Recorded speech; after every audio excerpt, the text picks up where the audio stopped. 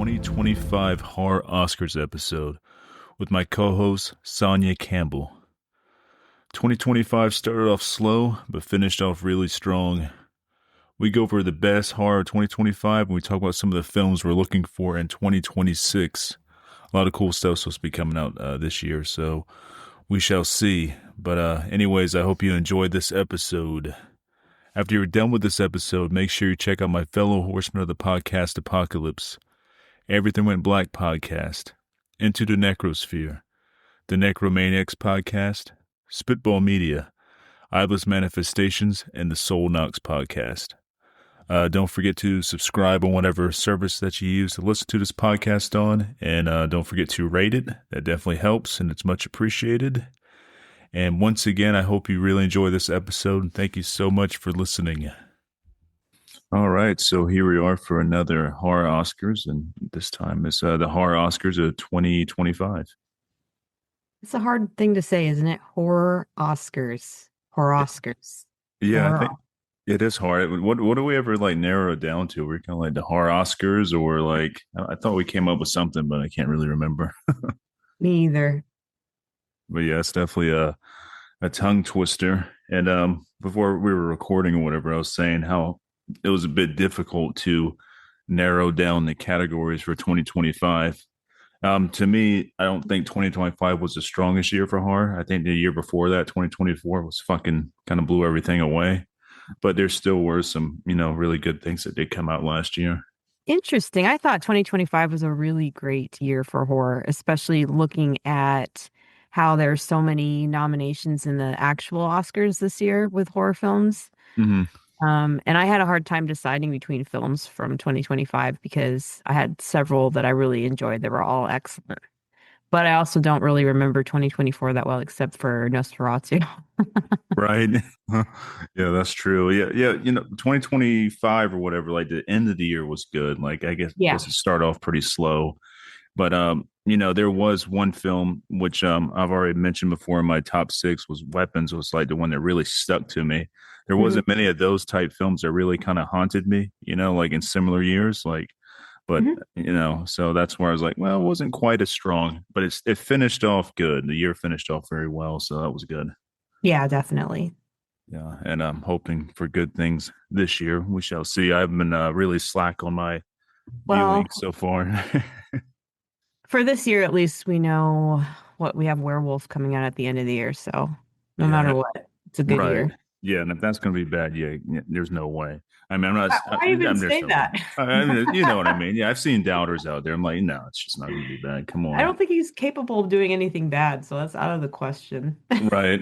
I saw some post or whatever for Werewolves. Somebody was using one of the images from. They just did like an AI bullshit thing of a image from the movie Werewolves that came out a couple years ago, and they're using it with Robert Eggers or whatever, and combined into 2 images. And it's like, well, that's my image from my movie. It's like, yeah, AI did that. It looks like, but so interesting. Stupid. Yeah, this is why I'm not spending as much time anymore online. Yeah, it's a bit of a wasteland. I'm trying to limit myself from cell phone stuff because I have like ADD, man. Like it feels like I always have to be like doing something for like the podcast or like promoting music stuff or something. So I'm always like fucking sharing and doing this. And like gets to be overwhelming sometimes. And like I just want to put this phone away and go back to the 90s. Not that you have a podcast sponsor or anything, but I did just get the brick and it's helping me a lot. Yeah, I wanted to ask you about that. What the hell does it do? And what is the brick? I've never heard of it.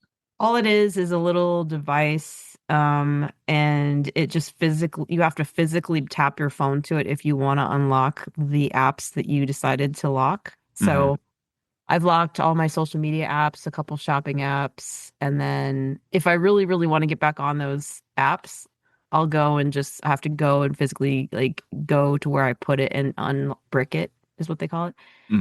But I know it sounds kind of goofy, like how that like can I just practice self-control or a time limit? No, I cannot. So yeah. But it's pretty funny. It's like, let's see, can we work with people's laziness to where they actually won't even want to get up and go to like, I don't know, the next room to unlock their phone? But it does give you like an extra barrier of thinking about it first. Mm-hmm. Where you're like, do I really need to do that? But it's crazy. Like the amount of times that I do just check or was checking like Instagram. I'd be talking on the phone with a friend and I'm going to check Instagram, I'm like, oh yeah, I bricked it, but what am I doing? Like, why do I need to see what's going on? I don't. Right. So Yeah. yeah, Okay. So far so good. Is it working? it's working. And Yeah. it really like I feel like I got like an actual feeling of relief when I started using it like immediately because I was just like, okay. Let me just do something else. And you feel like unshackled. Hmm. This really does sound like a really long commercial that we're tricking people for brick, but there's probably similar items. I don't know, but I really like it so far. Okay. Well, is it pretty affordable too? Or So now it really sounds I have like the Flex savings account. Um it's just like where you put money aside into it. Mhm. And it took that card. Okay. But if you don't, it's like $60, I think. Oh, that's 60. not bad. There's probably a discount if you sign up for e-newsletters and stuff like that. Hmm. Yeah, I didn't think it was that bad. I mean, it's just like whoever came up with it, they're probably banking in on this idea because I can't believe there hasn't been anything like this yet, really, Like apps is one thing, but a physical thing that you have to do is another thing. Yeah, no, I think it's pretty brilliant, and I'm gonna look into it. He says only like $60. I'm like, Yeah. and there's no like monthly subscription fee or anything like that. I wouldn't think there would be, but No fee. that's good. Yeah. Yeah. I have mine on my fridge. Yeah, man, I'm telling you, like, I always had the fucking phone in my hand, like I'm gonna miss something, or like, oh, something important's gonna come up, or I have to do this, and it definitely fucks with me, and it's gotten worse. I mean, Yeah. it's crazy. One thing I really don't like is just like I've noticed I read my books far less. So a book will sit on my bedside table for way longer than I used to get through books. Hmm. And I hate that. Yeah, I've been making pretty good progress with reading and stuff, but I've Mhm. been kind of substituting like doom scrolling for like going on the Kindle app and continuing reading whatever book I'm reading and Yeah. stuff, and that's helped a little bit, but still, like self control, man, it's not very good. It's fucking It's like crazy. just like habits. And when you're leaning on all these, different ways to get a dopamine hit, it makes that like kind of muscle really weak, like we don't allow ourselves to just relax and maybe be a little bored once in a while anymore, It's like constantly a need for some kind of like stimulation. So we get that dopamine hit. Right. Yeah. I miss the boredom of not having all this shit. Like, I really Mhm. do. It was cool when it all started, like phones, you can do this and that, and computers and everything. Oh, this is Yeah. awesome. All the information at our fingertips and all, but it's become quite a curse. Yeah, yeah. It's all bad. It really is. Yeah. And it's It's pretty bad for toxic. your mental health. It's bad for your physical health. It's bad for society in general. Well, But, this is just one of the things that are, we could go on all day about all the things that are just super unhealthy that we accept as healthy or normal, I should say normal. right. Yeah. The new normal. Yeah. Not healthy at all. But, No. well, I guess we can talk about some not so real horror, the real Yeah. horrors of life there. But, No. all right. So, what category do you want to start off with our horror Oscars here? I'll I, give you first choice. okay. I like that we skip around here. It's fun. That's fine. Yeah. Why don't we start off with how about best lead actress? Best lead actress. I'm down with that. Yes, let's do that. Cool. Okay. Do you want me to go first or you? Yeah, yeah. You go first, and I'll come behind you with mine. All right. So, yeah, for one, it had to qualify as an actual lead in my mind. So, there was a lot of great actresses in films as supporting roles or sort of semi-supporting roles. Um, but for me, I decided to pick Sally Hawkins as Laura in Bring Her Back. Pretty good Um, choice. yeah, Bring Her Back was about brother and sister that end up with a foster mother who's up to weird occult activities, they realize. Hmm. And of course, this was directed by the Filippo brothers Yeah, I from think it's Australia. Filippo. Yeah, strange name. Filippo. Yeah. And it's their second feature film, of course. The first one was Talk to Me, which was one of my all-time favorites. Like just such a great movie. Hmm. And I can't wait for the sequel. And I was definitely looking forward to Bring Her Back. And, Talk to Me I preferred, but Bring Her Back I enjoyed. Hmm. It still was pretty like brutal, but anyways, Sally Hawkins, of course, she's an accomplished, established actress. Many people probably know her from Guillermo del Toro's The Shape of Water, Yep. where she played and had to rely heavily on like expression and physical performance to communicate emotion because she was a deaf and mute character. That's right. And she has some Um, fish love going on in that movie. yeah, yeah, who doesn't? All right. Except for oysters. But Oh, anyway, yeah. but that same kind of skill is exactly what makes her performance and Bring Her Back so effective, I thought, because she plays this foster mother who you think is really kind and gentle. Sally Hawkins has such a sweet, smile. And then it gradually, the film reveals that she's into some dark, occult stuff. Hmm. And which I thought was a really creepy, cool element of the film, you know. But she turns out to be this evil woman who's actually trying to conduct this ritual to bring back her dead child. And she does such a great job of just keeping this constant grief and derangement like simmering right under the surface. And you can see it in her face, her eyes, and the way she carries herself. And when it's actually revealed, when you can't deny it, like, okay, this is really going on with her. Hmm. Um, it's also like a nice sort of slow burn that she carries really well. And her character actually reminds me of Toni Collette in Hereditary, except that Mm.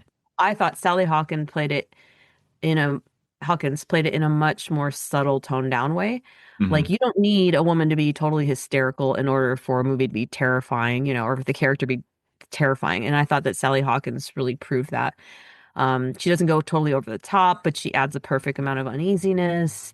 She makes her grief feel real enough to believe that like it could drive someone to those extremes potentially. Hmm. And she always brings such a high quality to anything she does. And I also found out she did her own stunts in this movie, which I thought was great. Oh, that is cool. Yeah, didn't know that. Which I don't remember what the stunts are. I guess, oh, well, there's a lot of physical fighting and stuff, but in one scene, but I thought that made the performance even more impressive. Hmm. And then finally, I just wanted to add that this kind of theme reminds me a lot of the film We Both Love a Dark Song. Oh, yeah, it does. Hmm. Yeah, and in that movie, the mother doesn't come across as mentally unstable in the same extreme ways at all.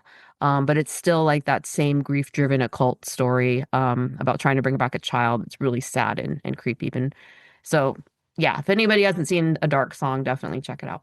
Oh, yeah, I highly recommend that one. I think it's a bit under the radar too, a dark song with a lot of people. I mean, Yeah, I yeah. feel like I'm always recommending it, and people are like, "Oh, okay." But once you watch it, though, it's like, oh yeah, I get it now. It's so fucking good. I love it. But I'm a Really huge good. fan of occult horror, and that's my thing. But Yeah, I love anything with like ritual stuff. It creeps me out. yeah, yeah, that's like the best.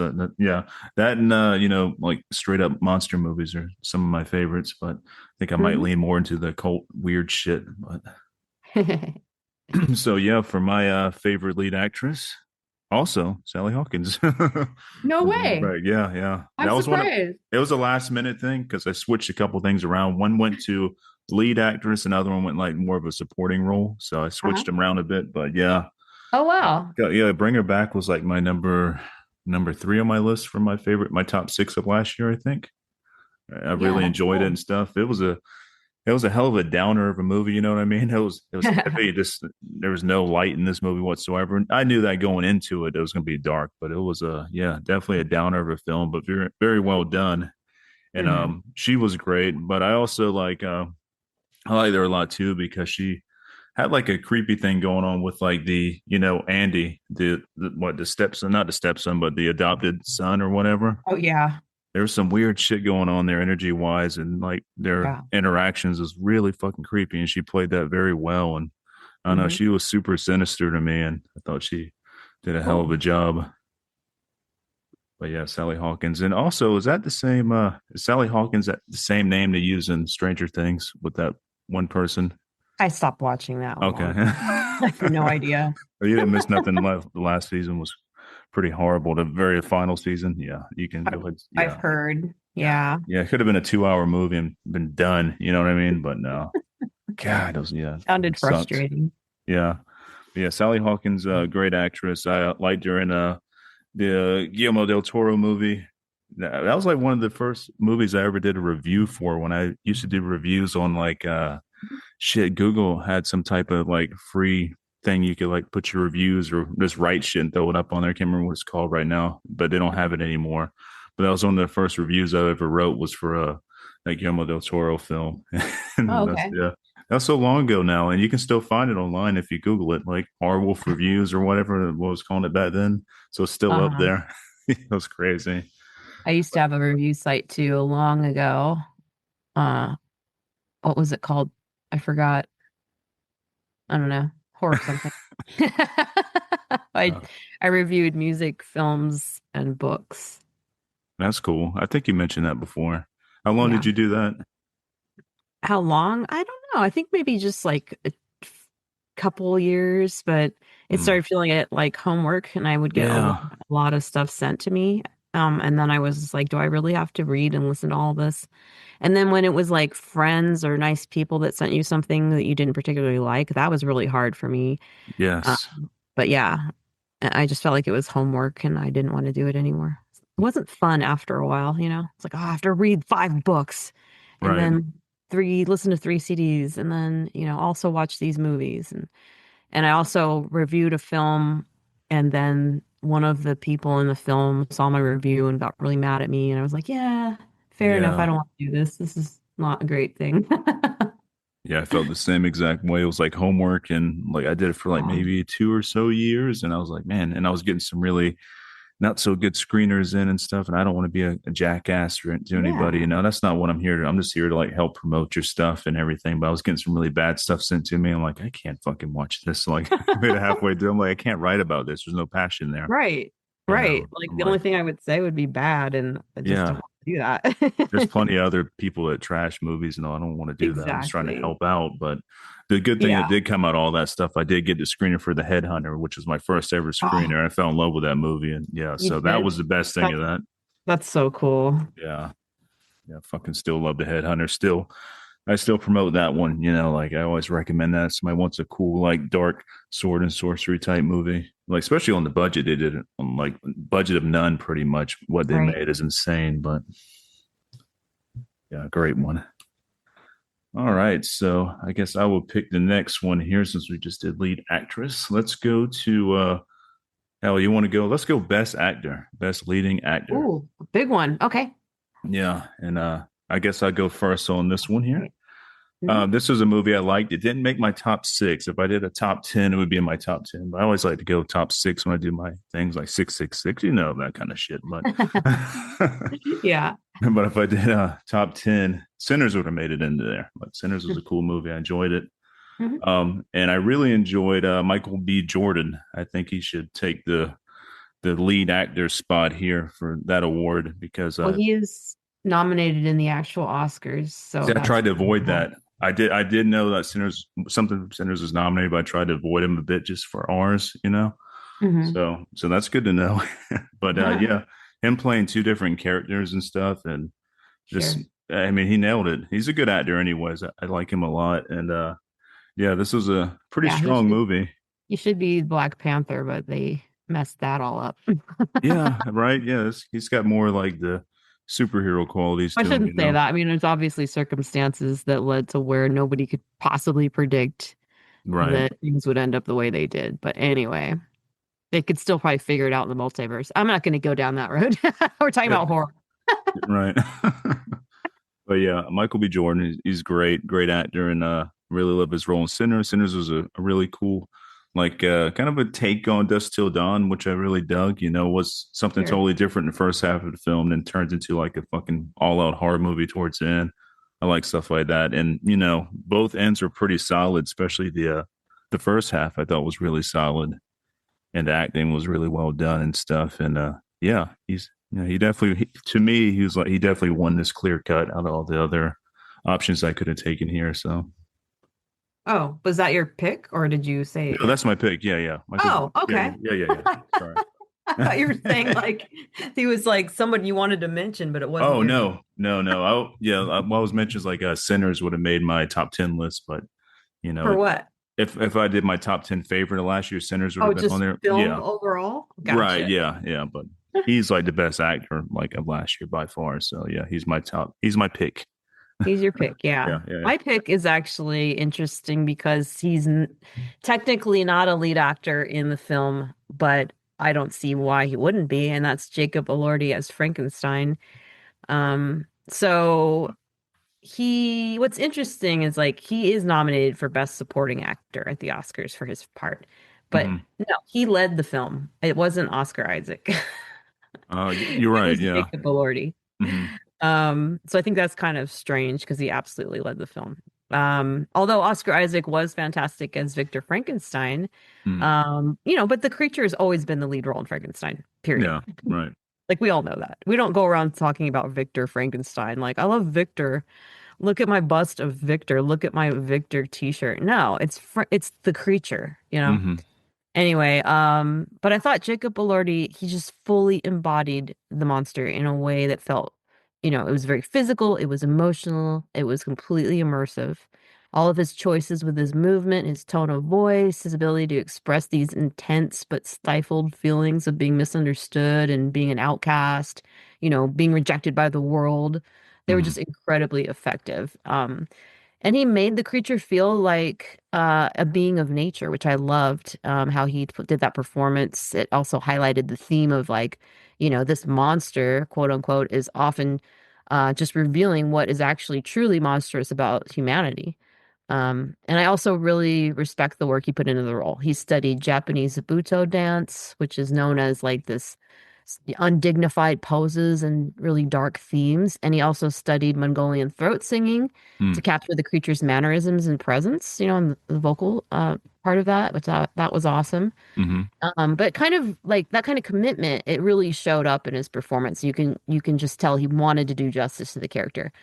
And then finally, an interesting behind the scenes note is that Andrew Garfield was originally cast as the creature, but he had to drop out due to scheduling conflicts and was replaced by Jacob Elordi.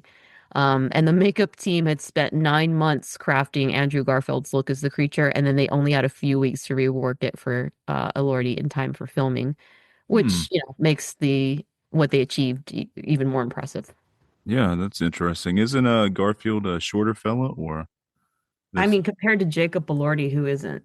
Yeah, right. Yeah, that would have been a weird choice. Like, I guess they would like do Ah. stilts or something. Maybe I don't know. It's, Come Frankenstein on, he's monster is not always like tall. some like midget. Like Yeah, he's I'm not sure that he's tall. probably Yeah. around 6 foot. Yeah. Like how tall was Boris Karloff, Like I Was guess they could have put him in some boots, but yeah. Put some you boots can't on him or something. compare like Jacob Elordi who's like 6'7" to anybody. I mean, I Right. think Andrew Garfield would have like Guillermo del Toro knows what he's doing. He would have been Yeah. too. But I mean, if Robert De Niro can play Frankenstein's monster, I guess because he Well, would. let's not go too far. I know Benedict Cumberbatch did a fantastic Frankenstein's monster as well. That's true. Yeah. Yeah. Yeah. Interesting. Yeah, I didn't know that. Well, yeah, good choice. That's a good choice because he did like, I mean, that was his movie. He should have been Yeah, nominated like as the lead, or I 100%. Yeah, like, yeah, it's just weird, but I mean, I get why technically it he's supposed to be supporting. It's strange to think of it that way. yeah. It's very strange, but good choice. Very Yeah. solid choice there. Next category, I'm going to pick. Let's go with best supporting actress. This should be a good one, I think. Anyways, we might have the same one on this one, maybe same person. We shall see, I guess. But my pick for best supporting actress is Amy Madigan from Weapons. It's Gladys. So yeah, Nice. that's my choice because fucking terrifying. She's a great actress anyway. She's been in a ton of stuff over the years and she's always like super solid, but this character of Gladys is pure Mhm. like nightmare fuel, you know. Like there's Yeah. that scene where they're in the woods and like the bummy dude's like going in his tent or whatever. He looks out over into the woods there. And she's just sitting there waving at him like something so like normal looking, sort of, but there's something about it that's totally not normal, like the bright colors, like of her makeup and stuff, and just something's really off.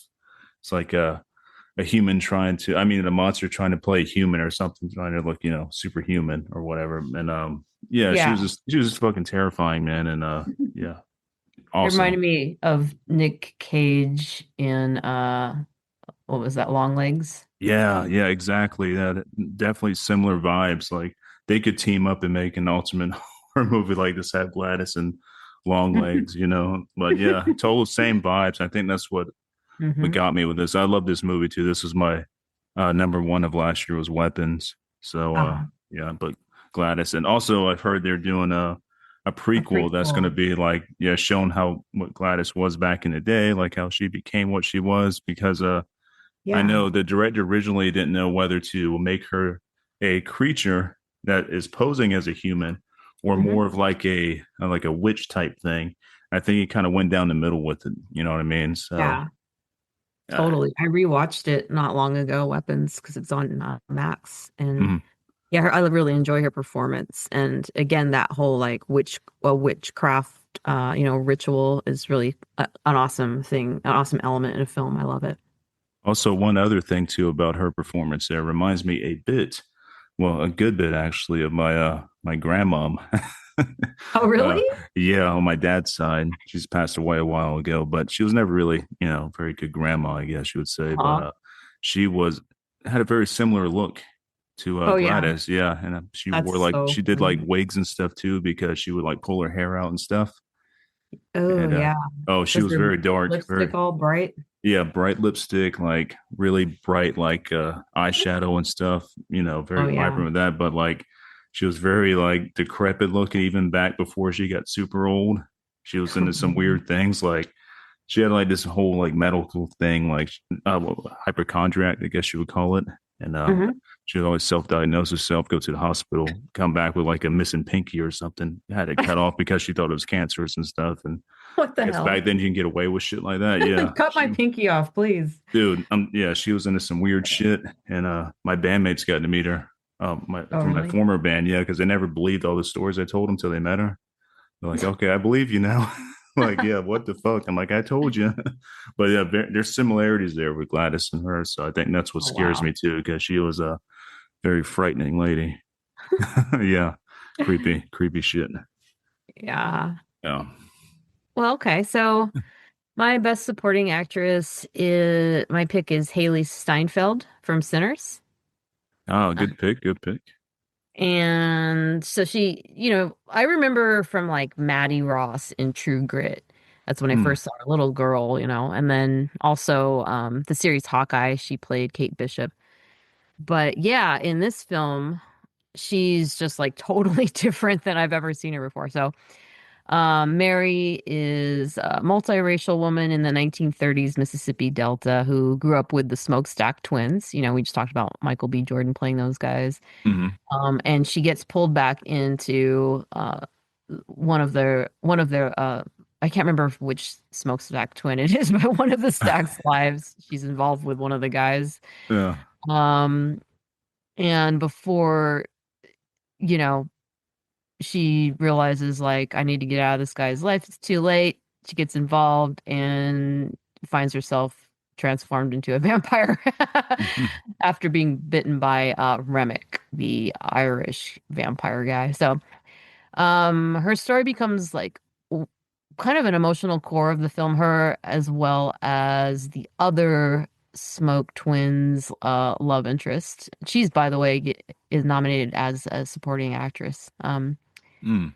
But Haley Steinfeld, she brings a lot of depth and nuance to her performance. And I read that she talked about how researching on her own about multiracial heritage and her own multiracial heritage and family history helped her connect to this role of Mary. Hmm. So she could feel like kind of grounded in that time and place. Um, and she also describes this role as Mary as like a bold, mature departure from some of her past roles, where, she really emplaced playing a like thrilling, dangerous character that comes really strongly through the screen.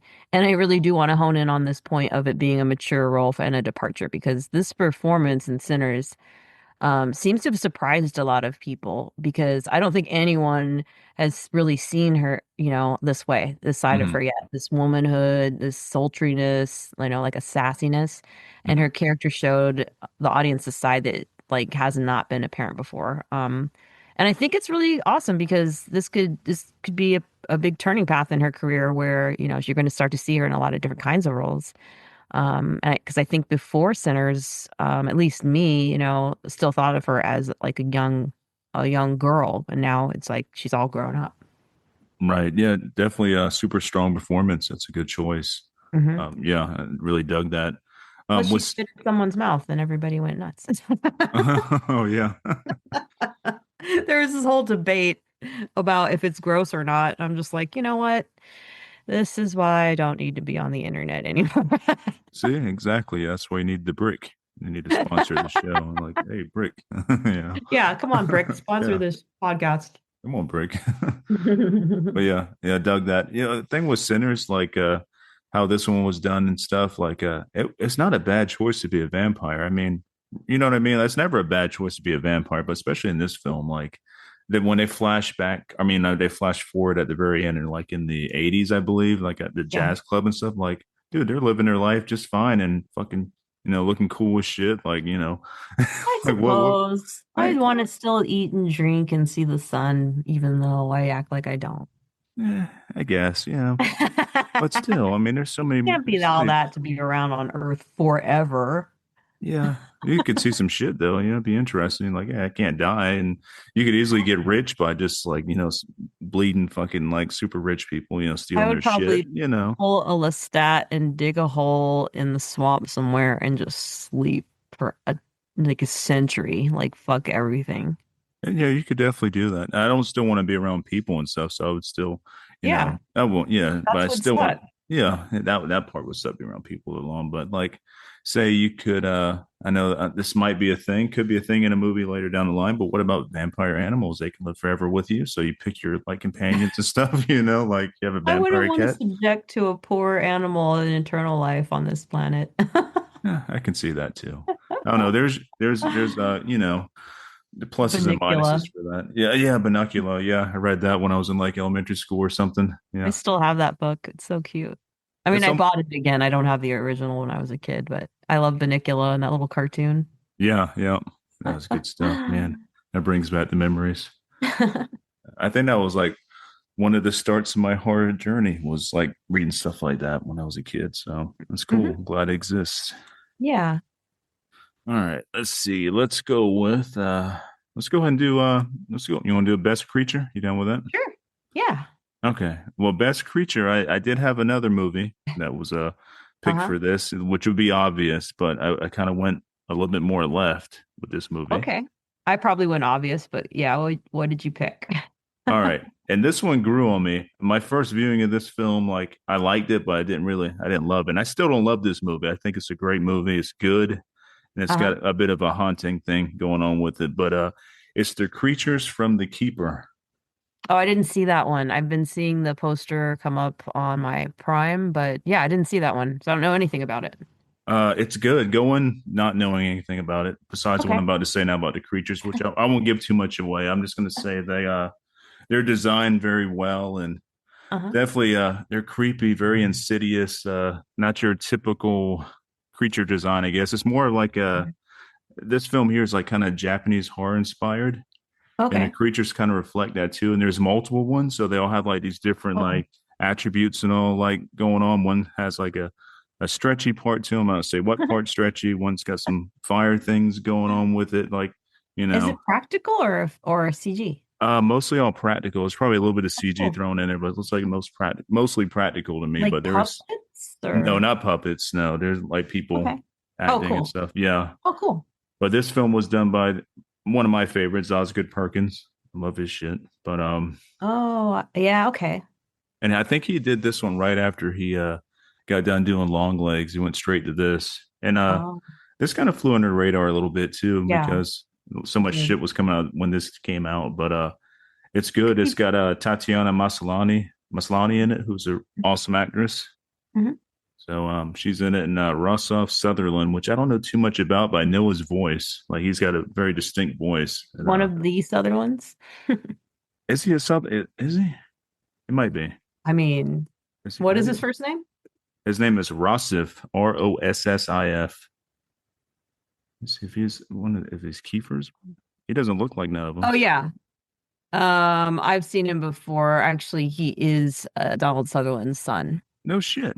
Yeah, he was in a film a friend of mine directed, so I remember I was just like, "Oh, that's cool. You got Rossif Sutherland." But so yeah, yeah. Rossif. He Yeah. is a indeed a Sutherland.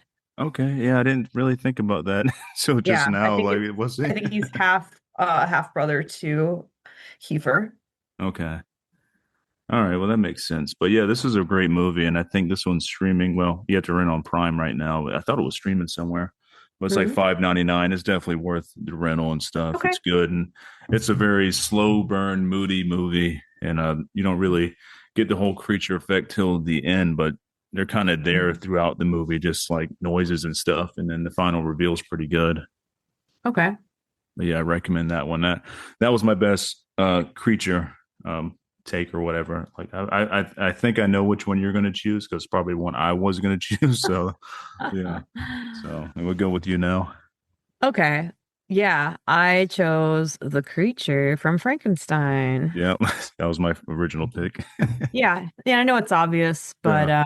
it's the truth. That's the first thing I thought of, and then I thought, is there anyone else or any other creatures I could remember? Like it Mm. wasn't I guess it for me when I look at 2025, it wasn't really creature heavy, right? So I don't No. know.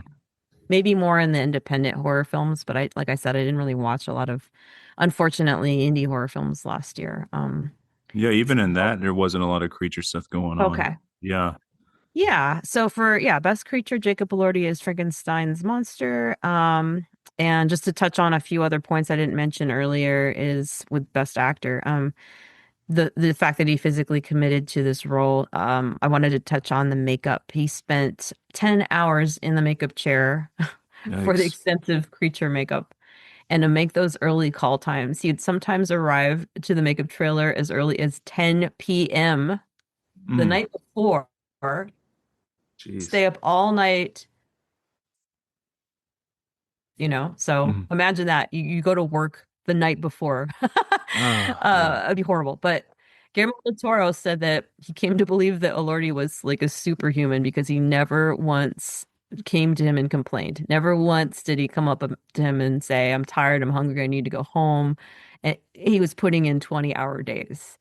Wow, that's crazy. So, and Elordi was quoted as saying that he did love the experience, and that Del Toro also shared that Elordi said it was the most he'd ever felt at home playing a character and shooting a movie, Mm. um, and the most comfortable he'd ever been. So I think that's interesting, and I think that uh, that says a lot considering how seemingly perfect he did end up for the role, right? Yeah. And how much work you can tell he put into the embodiment of the creature while still making it his own, which I don't think is easy to do with a character that iconic. Right. And it's even more impressive when you remember that Frankenstein's monster has been around for over 200 years since Right. Mary Shelley introduced it, Hmm. introduced him. So yeah. Good pick. And yeah, if Guillermo del Toro asked me to be in a movie to play any kind of creature, I would sit for 20 hours too. I'm like, you know what I mean? Like I would do the Yeah. same fucking thing. Yeah, I But would not without complain. complaining, that's the key. I don't know I if I don't could think not complain. maybe a little like they better like I don't know, keep me hydrated somehow, like tubes or something. I don't know. That's what yeah. Just keep me Right. hydrated and like yeah, snacks and we're good to go. Okay, that's good. Yeah. There's definitely a lot of snacks on a movie set. I can attest to that. Yeah. The only movie I've ever been a part of was a Science Team. That was just like fucking Oh, shit 15 years ago. Now it was a Trauma movie where Trauma picked it oh, up. cool. Oh, And the so no snack, snacks. only snacks we had, they fed us lunch and it was like, like Yum, chicken yum. chunk sandwiches.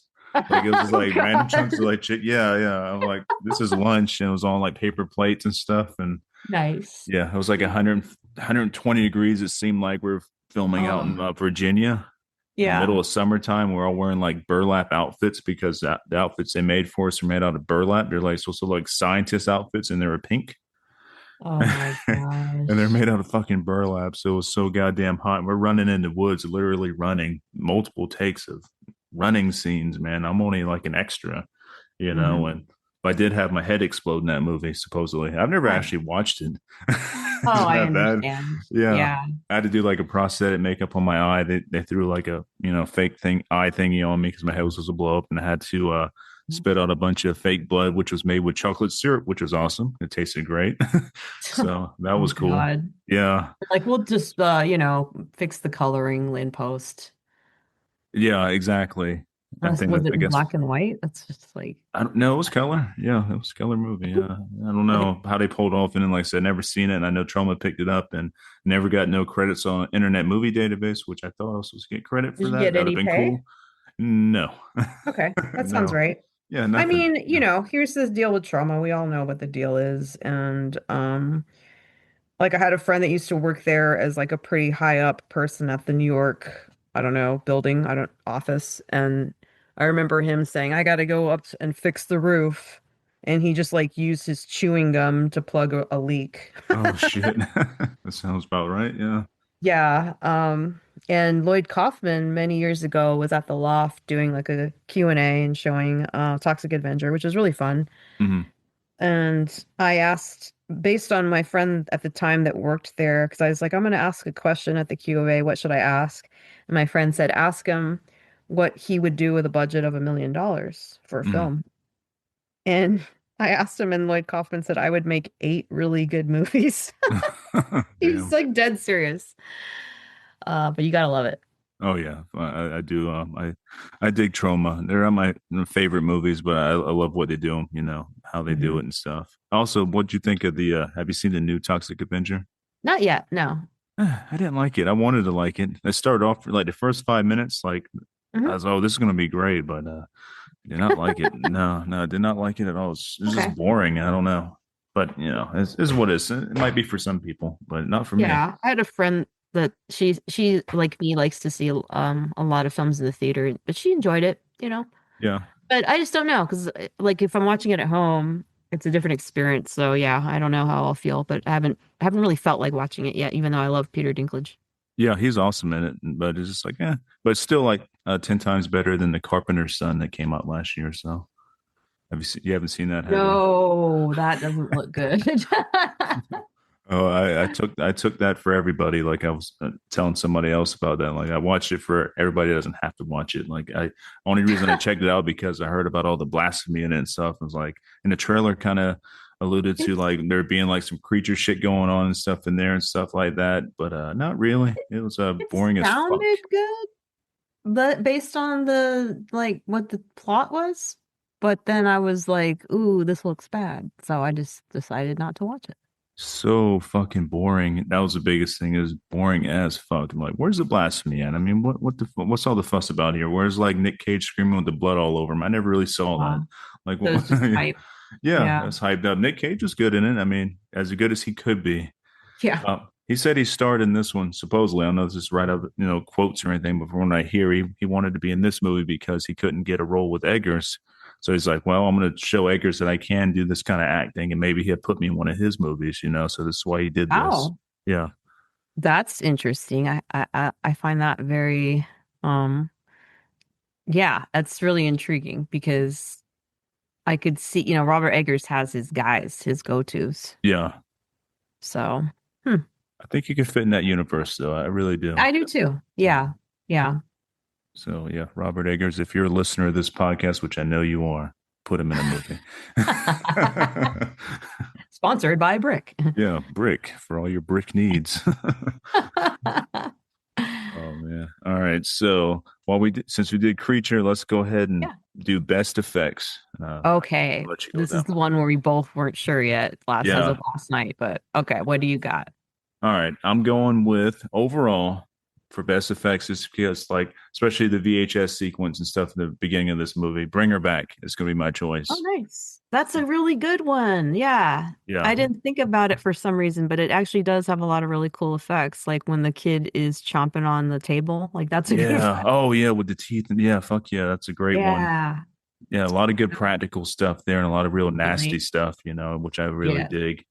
But it was hard finding the thing for good effects when I was like, well, could go with Yeah. like Frankenstein had a lot of good stuff in it and stuff, but like what I'm looking Yeah. for is more like, some nasty shit, I guess. Yeah. That's what I So think too. Yeah, yeah. totally. I'm not thinking like pretty things or whatever, but Hmm. yeah, Bring Her Back was great. I loved the effects in that one and yeah, very well done. Very dark and nasty, gory. Like, Yeah. yeah. I bet no chocolate syrup was used. I don't think so. I don't think that, yeah, no chocolate syrup, yeah.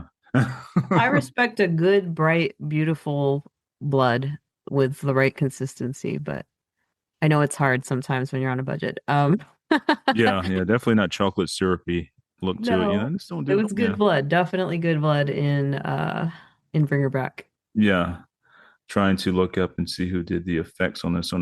Looks like special effects was Michael Max Hughes, which I've never heard of him before, but he's done work with the Mad Max Fury Road, The Yep. New Invisible Man from 2020, Okay. yeah, Alien Covenant. He's also done X-Men Origins, The Wolverine. I Oh, mean, he's done some shit. Ghost Rider, he was part of the crew, but he's done some okay. pretty good movies there. He's been around and has probably a solid team that works with him. That's great. Yeah. So that explains some things. Good Yeah. effects movies there. But yeah, this was definitely my pick. So Okay. So for best effects, my pick was weapons. oh, good one. Good one. Yeah, this film did have a lot of gross, gory stuff in it, like when you know, but what is his name? Benedict Wong's character is killing his Mm, boyfriend. Oh, that's or husband. I don't, it was hardcore, like head bashing. And the way yeah. that Benedict Wong, his character looked when he was running, oh my God. Like I just kept wondering, like, how did they get his eyes, like how they're popping out of his head, kind of, you know? Yeah. So that was really interesting. But I especially want to talk about the sequence with the kids breaking through the glass windows at the end. Oh, Spoiler that's a alert. yeah. Yeah, no shit. But it was one of the most memorable and fun effects sequences in the entire film for sure. Mm-hmm. And according to a breakdown of the scene, how it was made, the production used a really smart blend of practical stunt work and visual effects. It was Ingenuity Studios that handled the visual effects. Mm-hmm. What um, they did, let's see, the sequence was, sorry, I'm just kind of looking at some of my notes. Mm-hmm. Um, Okay. So they did consider at one point making some of the children fully digital, which I'm glad they didn't, Yeah. because instead they were able to lean heavily into practical execution, which, you can see that on the screen. You're Mm, just like, clearly they didn't really have children running through glass. So how did they do this? But they used CGI only to enhance and push certain extreme moments, which I thought is cool. So what they did is they built safe stunt paths for the actors, and they actually used adult stunt performers of shorter stature for mm-hmm. some of the most dangerous beats. And then they had the child actors go through a kind of like boot camp so they could move in a more controlled, eerie, almost unnatural way, like they were under the spell. Mm-hmm. But the finish sequence is a mix of real kids, stunt works, the shorter stature actors, and digital enhancements layered to make the impacts and the motion feel more intense. So the breakdown also points out that there are three major window breaking shots in that run, along with a large moment where a group of around 20 kids rush through after bringing down a gate on a fence. And it's such a technically complex sequence, Mm-hmm. but it plays perfectly on screen and it feels like just totally brutal and real in a way that makes it even more impressive. Yeah, that is cool. I had no idea about the smaller stature people filling in for the Yeah. kids. That's a good idea. I mean, not all of them, but for the bigger beats that required more like a stunts. But yeah, I thought that was really cool that there's like these four major elements to make all of that work. And it's seamless. Like when you watch it, it looks like literally kids breaking through glass windows. Yeah, I wouldn't know any difference. Yeah. And it's so over the top. Like in real life, they wouldn't be able to have enough strength to do that, nor would they not be completely shredded up, and Hmm. bloody. But it doesn't matter. It's just like a crazy over the top sequence in the film. Yeah, I did not. I wonder if Mickey was one of the fill-ins there. Mickey. Yeah, from Seinfeld. Mickey had been. I don't think he had to wear any lifts to fill in that role. Yeah, Mickey and Peter Dinklage running around. Yeah, is that Mickey? He's he's like wearing lifts again in his shoes. Yeah, I bet if you do a slow mo or whatever, you can pick him out. Yeah. One of the kids went through a growth spurt. Yeah, why is that one got a beard? Oh man, yeah. As we That's know, hilarious. Mickey is the best kid stand-in of all time. So Totally. You know yeah. what's really funny is that speaking of Mickey and the growth spurt and that whole Seinfeld episode, okay? In let's see, in Weapons, the kid actor that they got for Alex originally, he actually had to be replaced because he had a huge growth spurt during before they were able to like film. So he just like looked way too different. They Oh, actually had to okay. replace him with another little kid. Oh, okay. Wow, I didn't know that. Yeah, I read that when I was looking up a little bit more about weapons. So I was like, oh, that's funny. It totally reminded me of Mickey. Nice. Mickey. I don't know what he's doing right now. Mickey's still alive, I believe. Like, Yeah, I think so I so. wonder what he's got going on. I haven't looked him up in a long time. I hope he's still doing stuff. Yeah, me too. Yeah. He was I feel like I'd seen him like in a bunch of other things more so like in the 80s and 90s. Yeah, definitely was Um, big in that time. And I think he does yeah. like YouTube videos now from what I'm seeing. Looking him up, just looking him up right now. So he does like YouTube stuff. I don't know. Oh, But okay. yeah, he He's still looks definitely had a about the same long too. Yeah. He's Good had for a him. long career, and if he played his cards right, maybe he could even just like retire off of Seinfeld money. Yeah, exactly. I'm sure he's probably well. Hopefully he's well Yeah. off from all that stuff and all the, reruns of Seinfeld making that money for him. But His name, let's see, Danny Woodburn, actor, comedian, and activist for the disability rights movement linked to his dwarfism. He's a that's cool good. dude. Yep. He's only It's 61. oh, Must have that's been nothing. so Yeah. young in Seinfeld, huh? Yeah, no shit. Because what Kramer's 80 now, 80 Holy something. crap. Are you Because he serious? was like when Seinfeld started, he was like in his 40s, if I'm not mistaken, or late 40s. He was old back Oh, then, wow. like, and he doesn't Michael really Richards? age. Yeah, he's up there. Like Larry David looks like he's always 75 now and then. Yeah, yeah, he's never looked any different. He's just a little bit older now, but yeah, he's always like he's in his 60s or something. Yeah. Oh yeah. So Kramer's 76. Wow, that's crazy, man. It's also when I typed in for Danny when I typed in the search thing for Danny Woodburn, it's like people also search for Peter Dinklage, Warwick Ah, Davis, Lawrence Fishburne, Liam Lawrence. Hemsworth. Yeah, What? How did yeah. Lawrence Fishburne get in there? That's I don't know funny. how they're connected. So interesting. Lawrence Fishburne is just on stilts, but he's actually a dwarf. Yeah, he's been a dwarf all his life. He's just lived on stilts. Oh man. All right, and we are back. That bio break was sponsored by Brick. Brick, Brick, get back to living. yeah, brick that phone. Go back to the 90s. Yeah. I wish. Hennigan's. It doesn't smell. I can't smell a thing. You don't smell at all. And I don't even smell.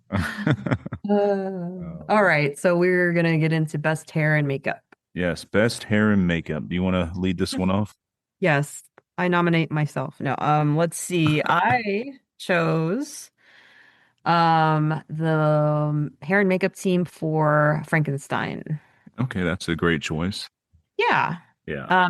The film did receive an actual nomination for Best Achievement in Hair, Makeup and Hairstyling. That team is Mike Hill, Jordan Samuel, and Cleona Fury. So what really stood out to me personally was not even the creature makeup.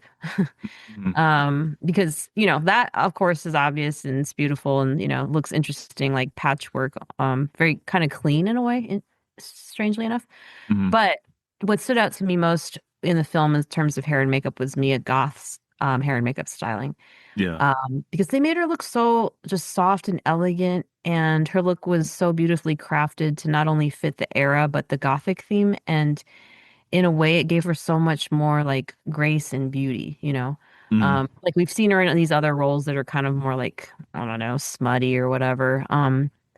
Like Pearl and Maxine and X, and then also like what is it, Nymphomaniac 1 and 2, or Oh so yeah. Yeah. I kind of forgot think of about her in those. one way, but this film, you're just like, oh, she's a queen, she's a goddess. Mhm. And it's such a great character. Like she's the character that shows integrity. But yeah, her hair and makeup really enhanced this character. It exuded kindness, intelligence, and a bit of like a royalty. And I also really loved that extra long hair. Like I'm a big fan of the extra long hair from like, for like these 1800s looks, but Mhm.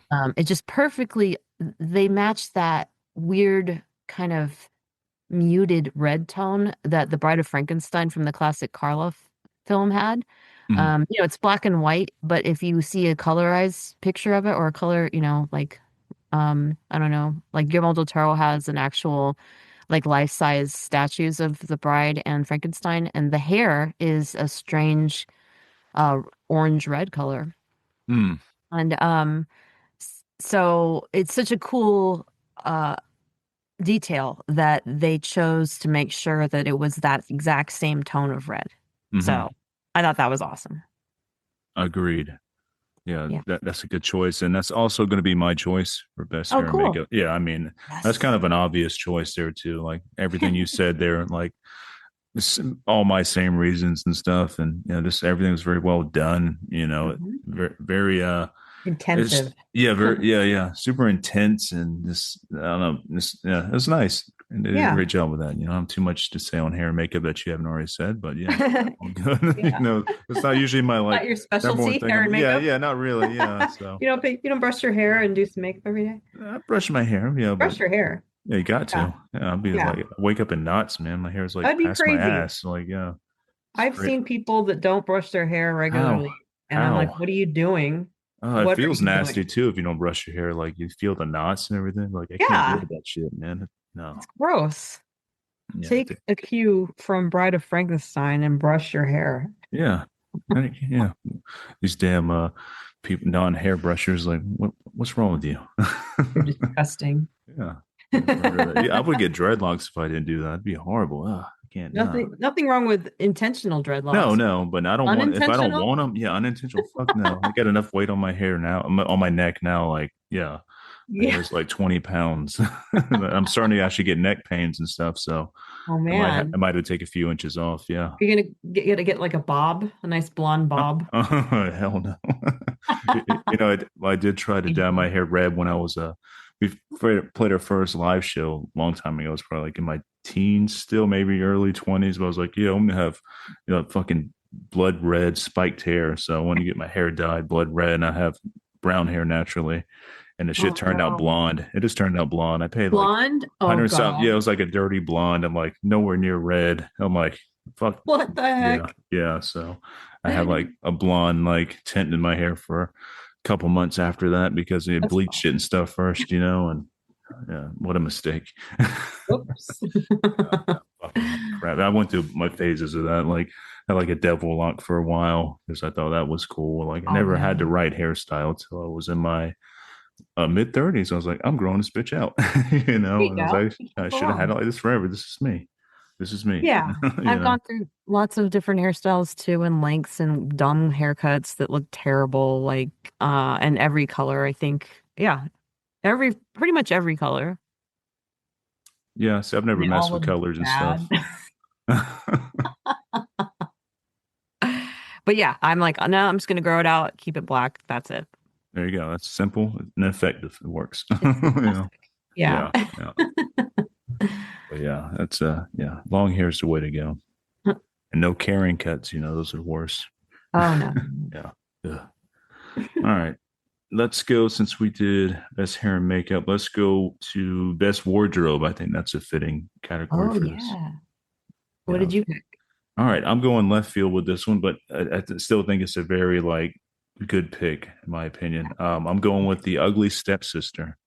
Nice. You seen that, right? Yeah, we talked Yeah. about it Yes, last right. We year. did. You know what's it's interesting that one is actually in the real Oscars nominated for best makeup and hairstyling. So No I thought that shit. was kind of crazy and cool also that it got into the actual Oscars as a nomination for something Yeah, that's cool because this is definitely not a mainstream film, at really, you all. know? No. Yeah. There's some brutal parts in this There's movie. some Like, stuff that I still can't think about because it's just like, ew, that was so gross. yeah. And the stuff that the main actress went through, like she actually like gained weight, lost weight for this role. Like she went through Oh, some shit. Like, oh wow. I guess she's like a Christian Bale type actor, that goes through this stuff. But Or yeah. just a regular woman. Yeah, that too, yeah. But yeah, great costumes in this. Like really nailed that Victorian look to it and stuff. And it reminded me of like a Dread Majesty video like that. Oh yeah, Yeah, totally. that's what really got me. And And that's dreamy. yeah, the dreamy like and also like in the Company of Wolves, it had that same type of look Oh to it, yeah. which I love Yeah. that movie. So was it the costumes so much as the look also accompanied with it that made it dreamy? Yes, yeah, it was a Combination? combination of both. Yeah, Yeah, I get that. yeah. But this was a solid film and great costuming, and yeah, really dug it. I had to go with Frankenstein again. It's sweeping my horror Oscars. For me, man, the wardrobes, the costume in this movie were so epic and they were standout. They were fantastic. And the film is nominated this year for Best Achievement in Costume Design with Kate Hawley as the nominee. Good. Her work in this movie is exquisite. She and Del Toro built a visual wardrobe that feels like totally historically grounded and mythically expressive. The costumes are just so striking, so full of intention, and they reminded me a lot of the work of Iko Ishioka, the costume designer who won the Academy Award for Best Costume Design for Bram Stoker's Dracula. Oh, cool. Yeah, her designs were always, and I think she worked on The Cell also, other films that were just like, wow.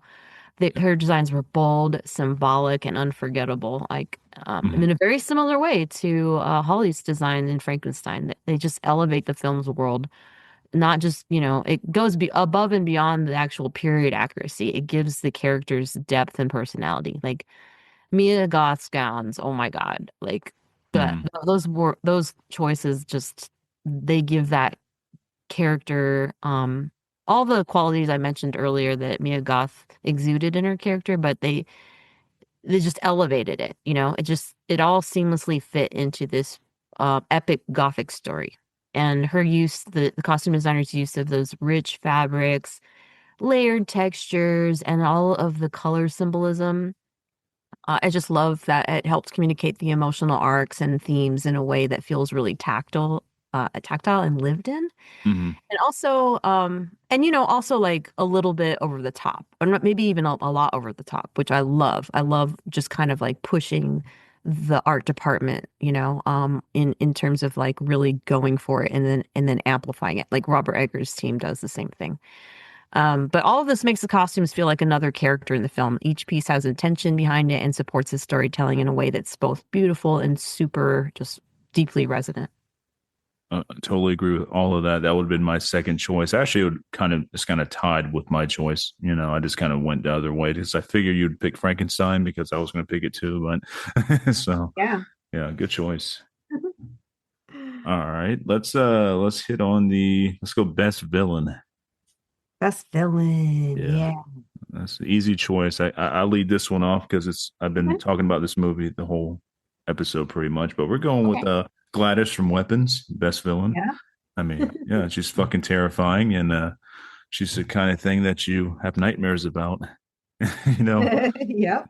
But still, so kind of unassuming at first, but there's so many layers to her, and especially the layers underneath her, like people clothes and stuff. When she's taking everything off and like revealing what she really looks like, it's pretty scary. And it's already scary when she's all dressed up too. But she's a great villain, and she has a lot of power. I mean, she's controlling all these kids and the adults and stuff with her I guess you would call it that type of witchcraft she's using there, like almost like Yeah. blood. It's like blood magic, I think, is what she's using maybe. Uh-huh. But yeah, terrifying villain, and definitely the best villain of the year, in my opinion. Yeah. So I have kind of a weird pick. I actually, for best villain, chose Oscar Isaac Hmm? in Frankenstein. Good villain, yeah. And um, because Victor Frankenstein is absolutely a villain. Yeah, he is. And Yeah. and I thought about like I was just thinking about his performance and I thought, wow, he did a really stellar job of portraying him in a way that wasn't just generic. Like the script gives him room to well it gives a viewer room to see how Victor developed his flaws, how he developed his jealousy, his rage, um and you could feel his fear and understand that through his story and through the creature's story exactly how tragic a character he is. Hmm. And even though he redeems himself a bit in the end, he really is pretty much a cold villain for most of the film. Like he portrays, he's just like a greedy man with a god complex who creates something he should not have, Hmm. and then cruelly treats the creature as if he were some worthless dog. And then seeing this contrast between his character and Mia Goth's character as Elizabeth, you can really see through Isaac's performance the various layers that make up Victor Frankenstein's complexity.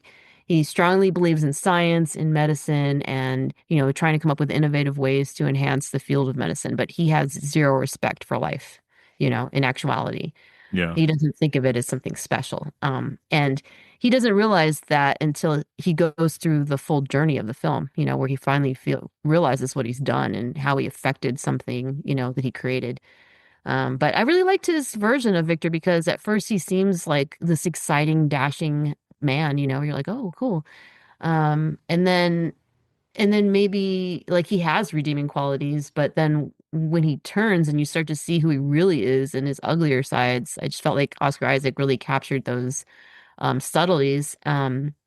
He just like infused so much energy into the role, which he always does. Like the first time I saw Oscar Isaac on screen, for me was in Drive, where he played Standard, and he Oh just yeah. immediately, yeah, he just immediately is like, who's this guy? And he's great.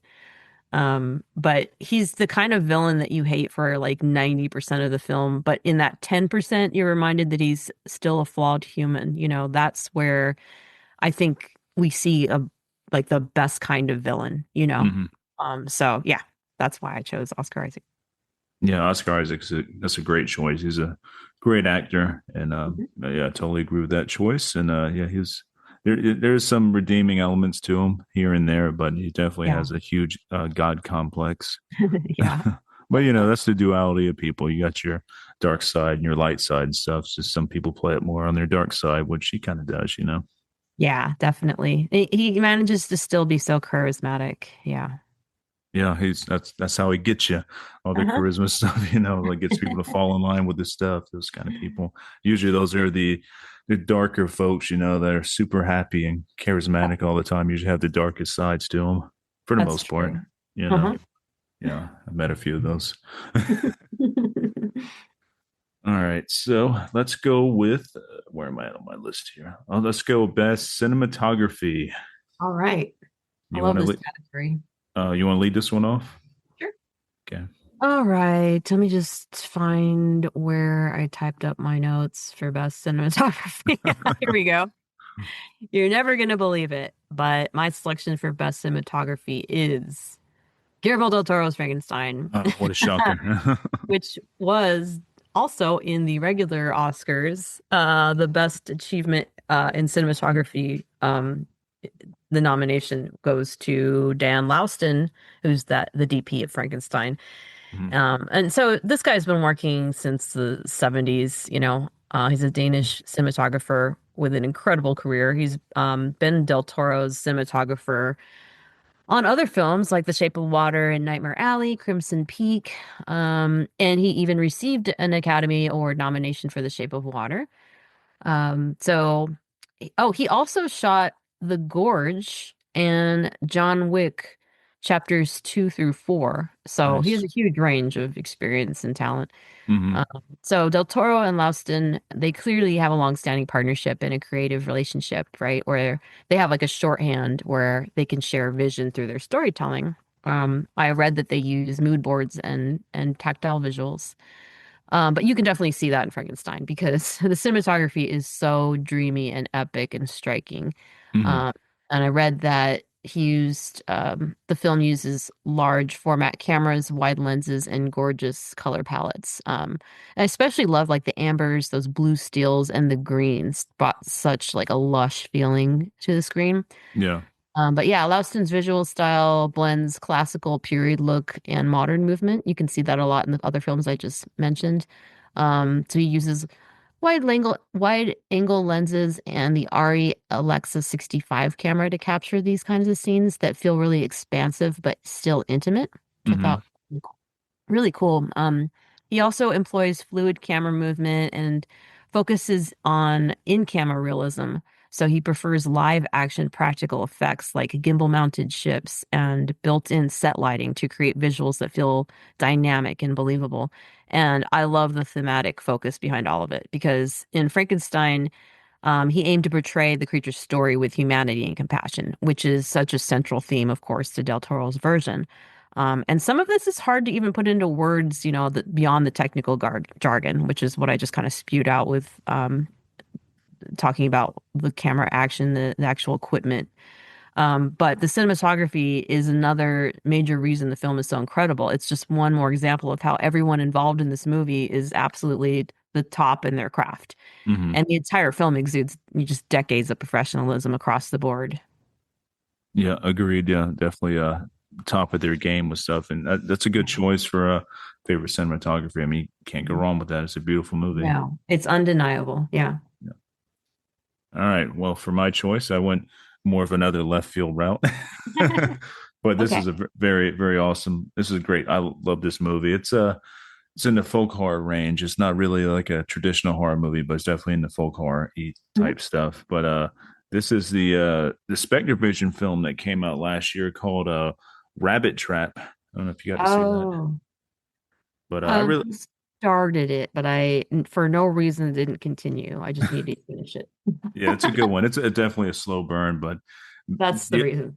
dealing with like electronic music and stuff like that, this one really hits because there's some awesome stuff and it deals with that too. Like the main actress or whatever, that's what she does for a living. She makes awesome dark electronic stuff, and they're in the Mhm. middle, bought this house in the middle of nowhere, making Yeah. new albums stuff. But the cinematographer is Andreas Johannesson, and he's those other films he's done were stuff I've never heard of, like The Continental, Welcome to Utmark, Mm. Demaring, and a few other things here or there. So I guess he's pretty new at this. Like his only goes back like 2019 with him.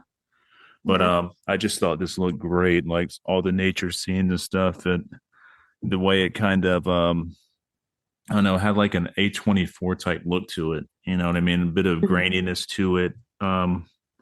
It fit the whole folk horror narrative very well, like the way it was filmed and stuff, and all the Mhm. cool nature shots of trees and everything, all the wide angle shots. Just I don't know, it looked great. I loved it. Cool. Yeah, good movie. Yeah. I definitely recommend finishing it, but make sure you have some caffeine on board. I don't know if that's a shining example of. No, it is. It is. It is. I mean, you don't want to watch it late at night or something. You might if you fall asleep or something, but I it's do fucking good. really like the premise of it and the main actor. Who's that guy? Oh, he was in a lot of other cool stuff too. The main actor is I'll get it right here. It's Dave Patel. Dev Yeah, Patel. Yeah. Dev Patel, Dave, Yeah, I said Dave Dave. Patel. I saw it, I was like, wait a minute, Dev. Dave Patel. Yeah, Yeah, I but believe he is. Wasn't he an Oscar winner? I think He so. I think definitely has won a British Academy Film Award, Golden Globe Awards because he was in Slumdog Millionaire. Uh, ah, he was in Monkey Man also recently, I haven't seen that. and The Green Knight and Hotel Mumbai. So he's a legit actor. He's been around a while, but so definitely gives some credence to wanting to see the rabbit trap, but I just didn't. I love it's a good one. the plot of it though, so we'll Yes, see. very sad ending. Like this is sad. It's kind of a sad, Spoiler alert. somber movie. Yeah, spoiler alert. They're sorry. It's okay. Also, a movie Dev Patel was in that I really can't stand was Chappie. I fucking hate Chappie. Oh, yeah. Have you seen that, right? Yeah. No, I didn't watch it because I Okay, could good. tell. You're good. You're not missing anything. Not missing anything at all. It's so bad. Hated it. I don't know why I gave it a 7. I'm looking at my list now. It should be like a 4. You I rate was kind of high. I do like yeah. I mean, a 7 is like yeah, it's good. It's worth a watch. But anything under a 7 is probably not worth a watch. Mhm. I do rate high though. Yeah, I try to be nice. Yeah. Yeah. All right. Then you look back and realize you gave Chappie a 7. Yeah, It's yeah. I'm gonna have to adjust all that. I have to do that occasionally. Go back to my Internet Movie Database page and like, yeah, why did I rate that so high? Nope, nope, down. Yeah, I'm constantly changing my ratings on certain things. yeah. You want to go with best stunts? Yeah, let's do it. All right. Mickey. Yeah, Mickey. Yeah, yeah, he's the best stuntman. uh, Yeah, you go ahead first. I okay. want to. All And by right. the way, this is the new category they added to the actual Oscars. Finally, after Yeah, way too long not having it as a category. and now we have it as our category. So, Yeah, and Mad Max Fury Road should have won every single year for eternity. But oh anyway, yeah, oh hell yeah, yeah. Yeah, best stunts for my pick for last year was going to go to 28 years later. nice. Yeah, that whole movie is nothing but a lot of like good stunt work. Really enjoyed that one, and there's so much running in that film. Yeah, but most of the Yeah, there's actors and always a all, lot of everybody's in fun. good shape in this movie. I notice, especially our giants and all that stuff. Like the big giant infected Alpha, people and stuff. Yeah, alpha zombies. yeah, the alphas. Yeah, yeah. Yeah. And I think one of the main alpha zombie is like a professional kickboxer, I believe, in real life. I thought he was MMA, but same MMA, thing. yeah, yeah, yeah, yeah, MMA guy, kickboxer and stuff. But yeah, Mhm. a lot of good effects, a lot of good. I mean, not effects, a lot of good stunts, a lot of Mhm. good like action sequences, a lot of running and terror from like 7 foot tall alphas.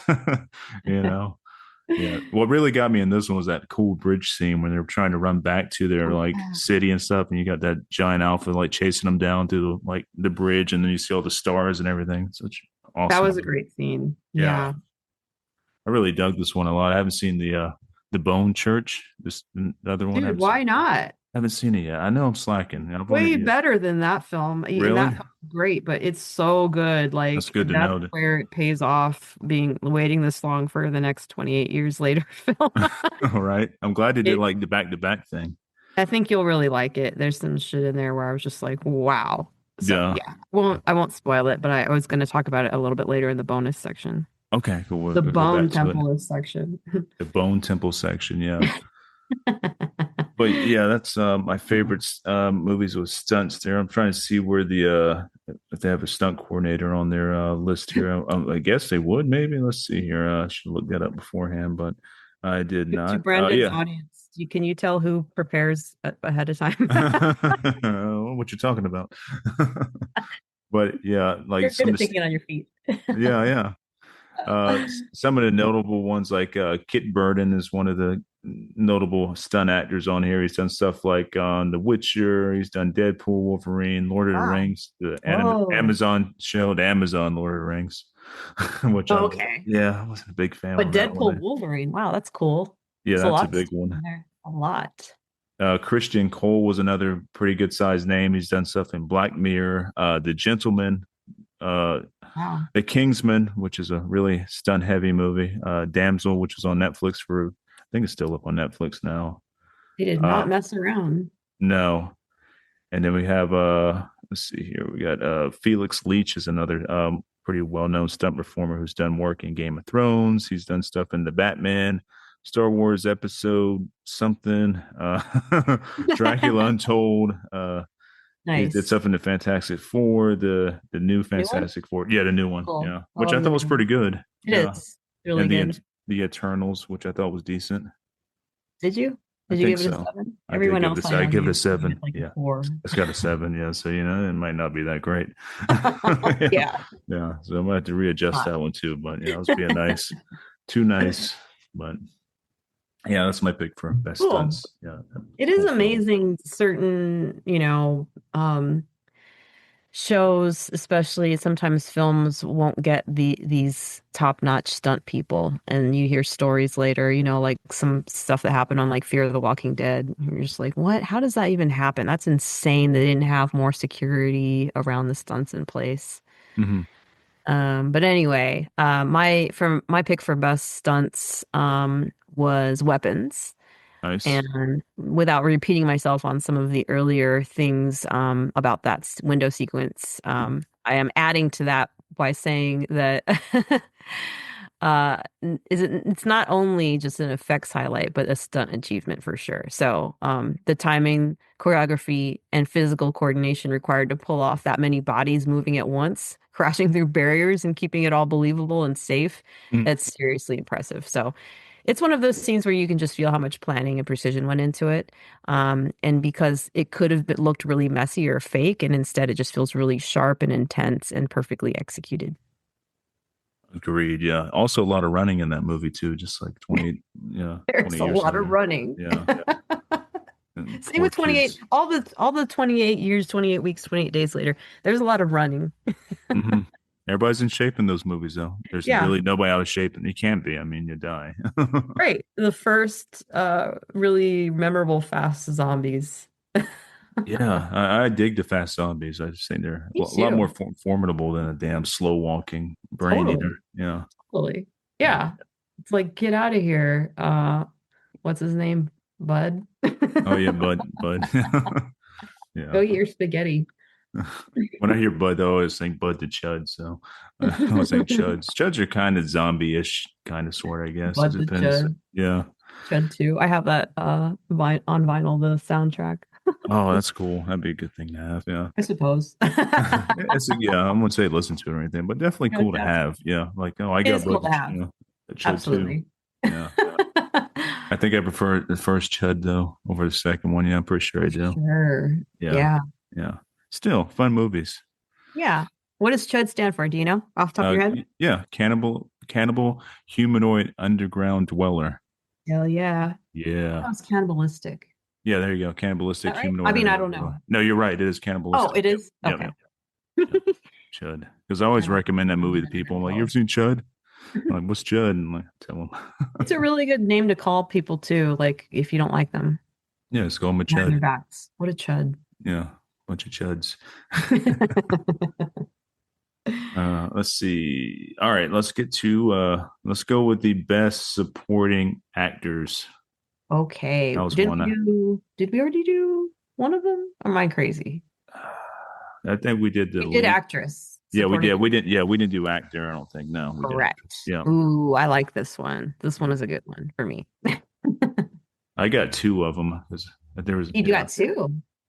yeah, because I didn't narrow it down, but I'll probably narrow it down. I'll let you go first, and while I'm thinking over it, Okay. I'll go and pick my one. So, And yeah.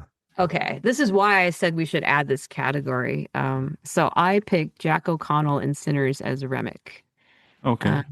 And we already know the premise of Sinners. And so I'm not going to get into that, but basically Jack O'Connell, he signed on to this role of Remick, this Irish jig kind of vampire guy. Yeah, And if yeah. Sinners, you know that it's a weird mix of a few genres that includes musical performances. So, he signed on despite only getting to read the script once, as his character would be singing Irish folk music, which he felt was a dream come true because he was a big fan of the genre. Mhm. Uh, and he's like half Irish. So he claimed that it was when he got to the point in the script that Remick sings and jigs to Rocky Road to Dublin that he knew he wanted the role. Because since the song was a childhood favorite of his, he'd always wanted to do a jig in a movie. Mm, um, so yeah, and it's interesting to note too that many of the musical performances were recorded live on set, okay. cast members performing alongside blues musicians. So that was really cool. And notable is that Jack O'Connell also played the lead cult leader of the Fingers, Sir Jimmy Crystal, in 28 Years Later and 28 Years Later, The Bone Temple. Oh, okay. Yeah, yeah. In Gotcha. Dude, which he's Oh, a lot more in the Bone Temple. hmm. Anyways, with the blonde hair. But anyway, Yeah. Okay. same actor. Shit. Really similar kind of character. So, film set in 1932 in the Mississippi Delta, and Remick is introduced as an Irish immigrant vampire who shows up in the world carrying this old country Irish energy. And he ends up becoming the supernatural threat that closes in on the juke joint, and the community around it. So, Hmm. but yeah, he has this way of leading like a small group, like a pack, and one of the most memorable parts of his presence is how musical he is. Like, like I said, he's singing this Irish folk music, and it just infuses this jolt of charisma, and it feels like alluring but also immediately dangerous. And so Jack O'Connell plays him in that perfect lane where you want to like kind of lean into him and watch him, but at the same time you feel like you should keep your distance. You're like, I know this guy is bad. So it's just like a fun um element of like most horror film villains. Yeah.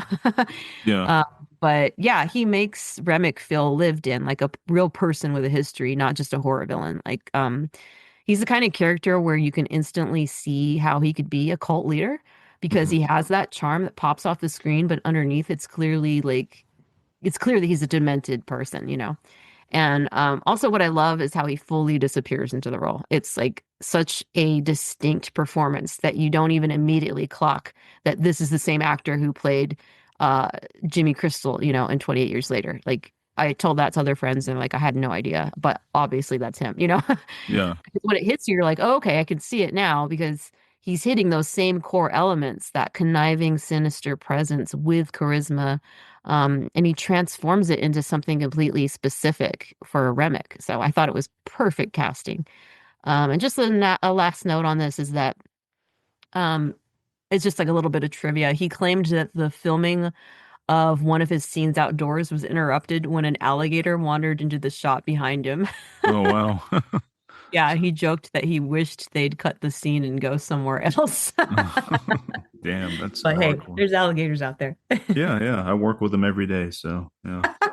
On the What do island you I'm at. mean? I mean, I have alligators on the island I work at.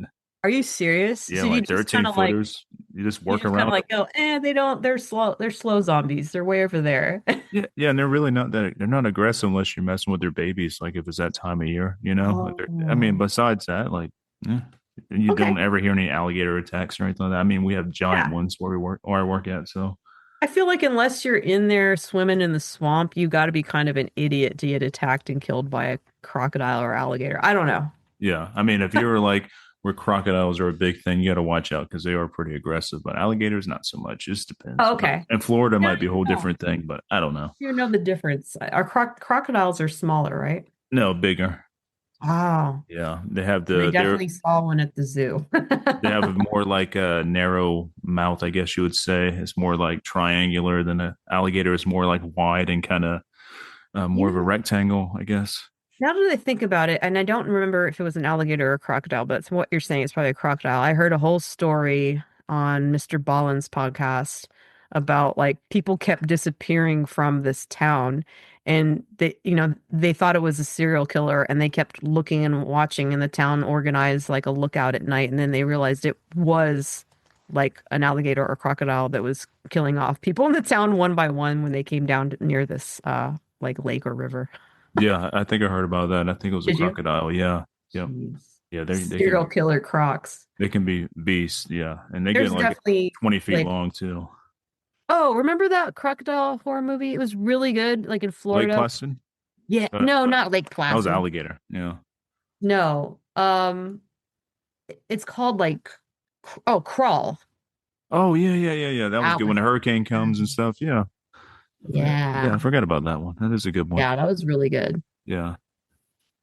Good. Also, too, I wanted to say that like the vampire he plays in this movie reminds me a bit of the creatures from.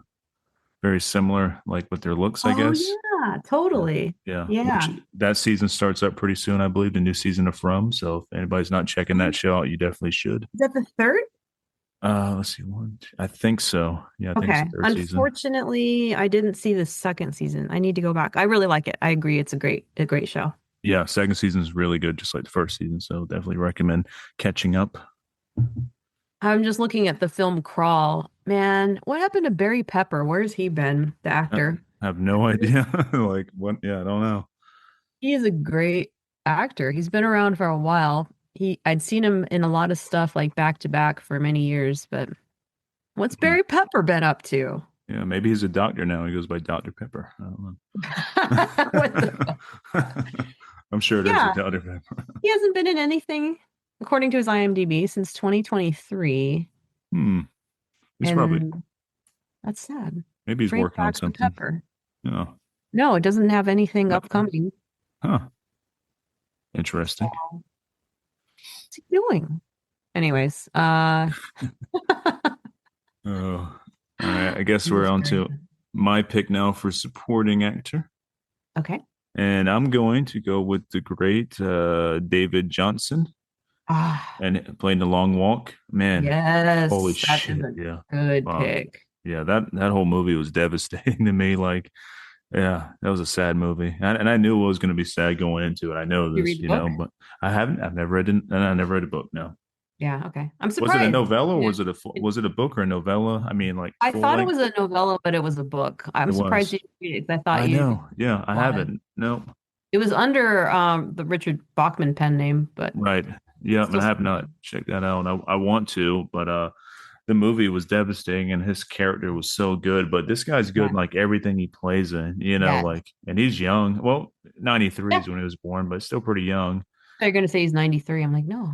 I Definitely looks agree good for 93. 100%. Yeah. He's not been in too much stuff. I mean, a lot of independent stuff. He was in He's up in Alien Romulus. Right. I was Yeah. actually going to mention him a little bit later because The Long Walk was one of my honorable mentions. But yeah, totally. I noticed him first as that android Andy Mhm. in Romulus, and yeah, you're right. He is so good. Like he really, really pops out on the screen. Yeah, there's definitely something about him that, keeps your eyes on him and stuff. He's very good. And Mhm. especially in this film, you really invest in Yes. him. Like, man, I'm Yes, like, he's fuck. great. Yeah. Like I want a friend like this. Right. Yeah. He seems like a great dude. Like, yeah. Yeah. What a sad movie.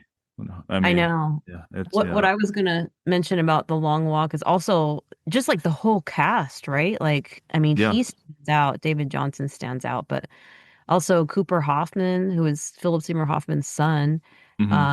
played the lead character with so much heart, and also Charlie Plummer as Gary, and Ben Wang as Hank, and Mark Hamill as the Major. Like it's such a good cast, dude. It's Yeah. like They're all solid. it's like if it weren't so many great actors, I'm not sure it would be as good as it is because it's more kind of like drama more so than horror in a way. Yeah. Uh, so it's got to have really good actors. But yeah, absolutely. Definitely reflects on real life horror, especially, Yeah. yeah, especially now. I Feels can like definitely that see could it. happen, right? Oh yeah, I definitely Now could see this happening now. Yeah. we're gonna have a long walk. Oh God, yeah. Fuck. I would definitely grab that machine No, gun. I'm taking that machine gun. You know what I mean? country feels so dangerous right now. I like bought a camera and I'm keeping my lights on outside. I'm just like, I don't know. Maybe guns are okay because I feel scared. Yeah, no, it's a wise decision to have cameras and all that stuff. We got cameras outside, inside, and a lot of Yeah. guns. But I've I always was been raised on anti. shotguns and stuff. But Well, you're in an area of the country where, and I am too, where it's pretty normal, like daily part of life. I've always been anti-gun, but like it's gotten to the point where it's just like, well, yeah, it's good to have something for but it, protection. That's why I have them. Like I want to make sure I have a shotgun ready to yeah, go. I have knives everywhere, but I'm going for my shotgun. I'm not gonna grab a fucking I knife. wouldn't know what to do with one of my knife. Like I have like one cool knife. Oh, I have a And lot of cool I don't know knives. which side do I point. I don't. Yeah, it's never too bad to be too safe. Like, But oh if I yeah, ever do decide that I want to go that far, I would definitely go get like um what's it called? Lessons? I don't know. yeah, yeah. Get some lessons and stuff on Yeah. gun training or whatever. Definitely, Scary out there, man. yeah. It is. It's a different world now. It is. It is. It's nuts, but Well, it's yeah. always been like a scary world, but it is we're in a present version of it. It's not fun either. No, no, we're we're in the Stephen King universe now in real life. Yes. Yeah, he Yeah. foretold all this stuff We're in in the this. Bachman books, dude. Yeah, totally.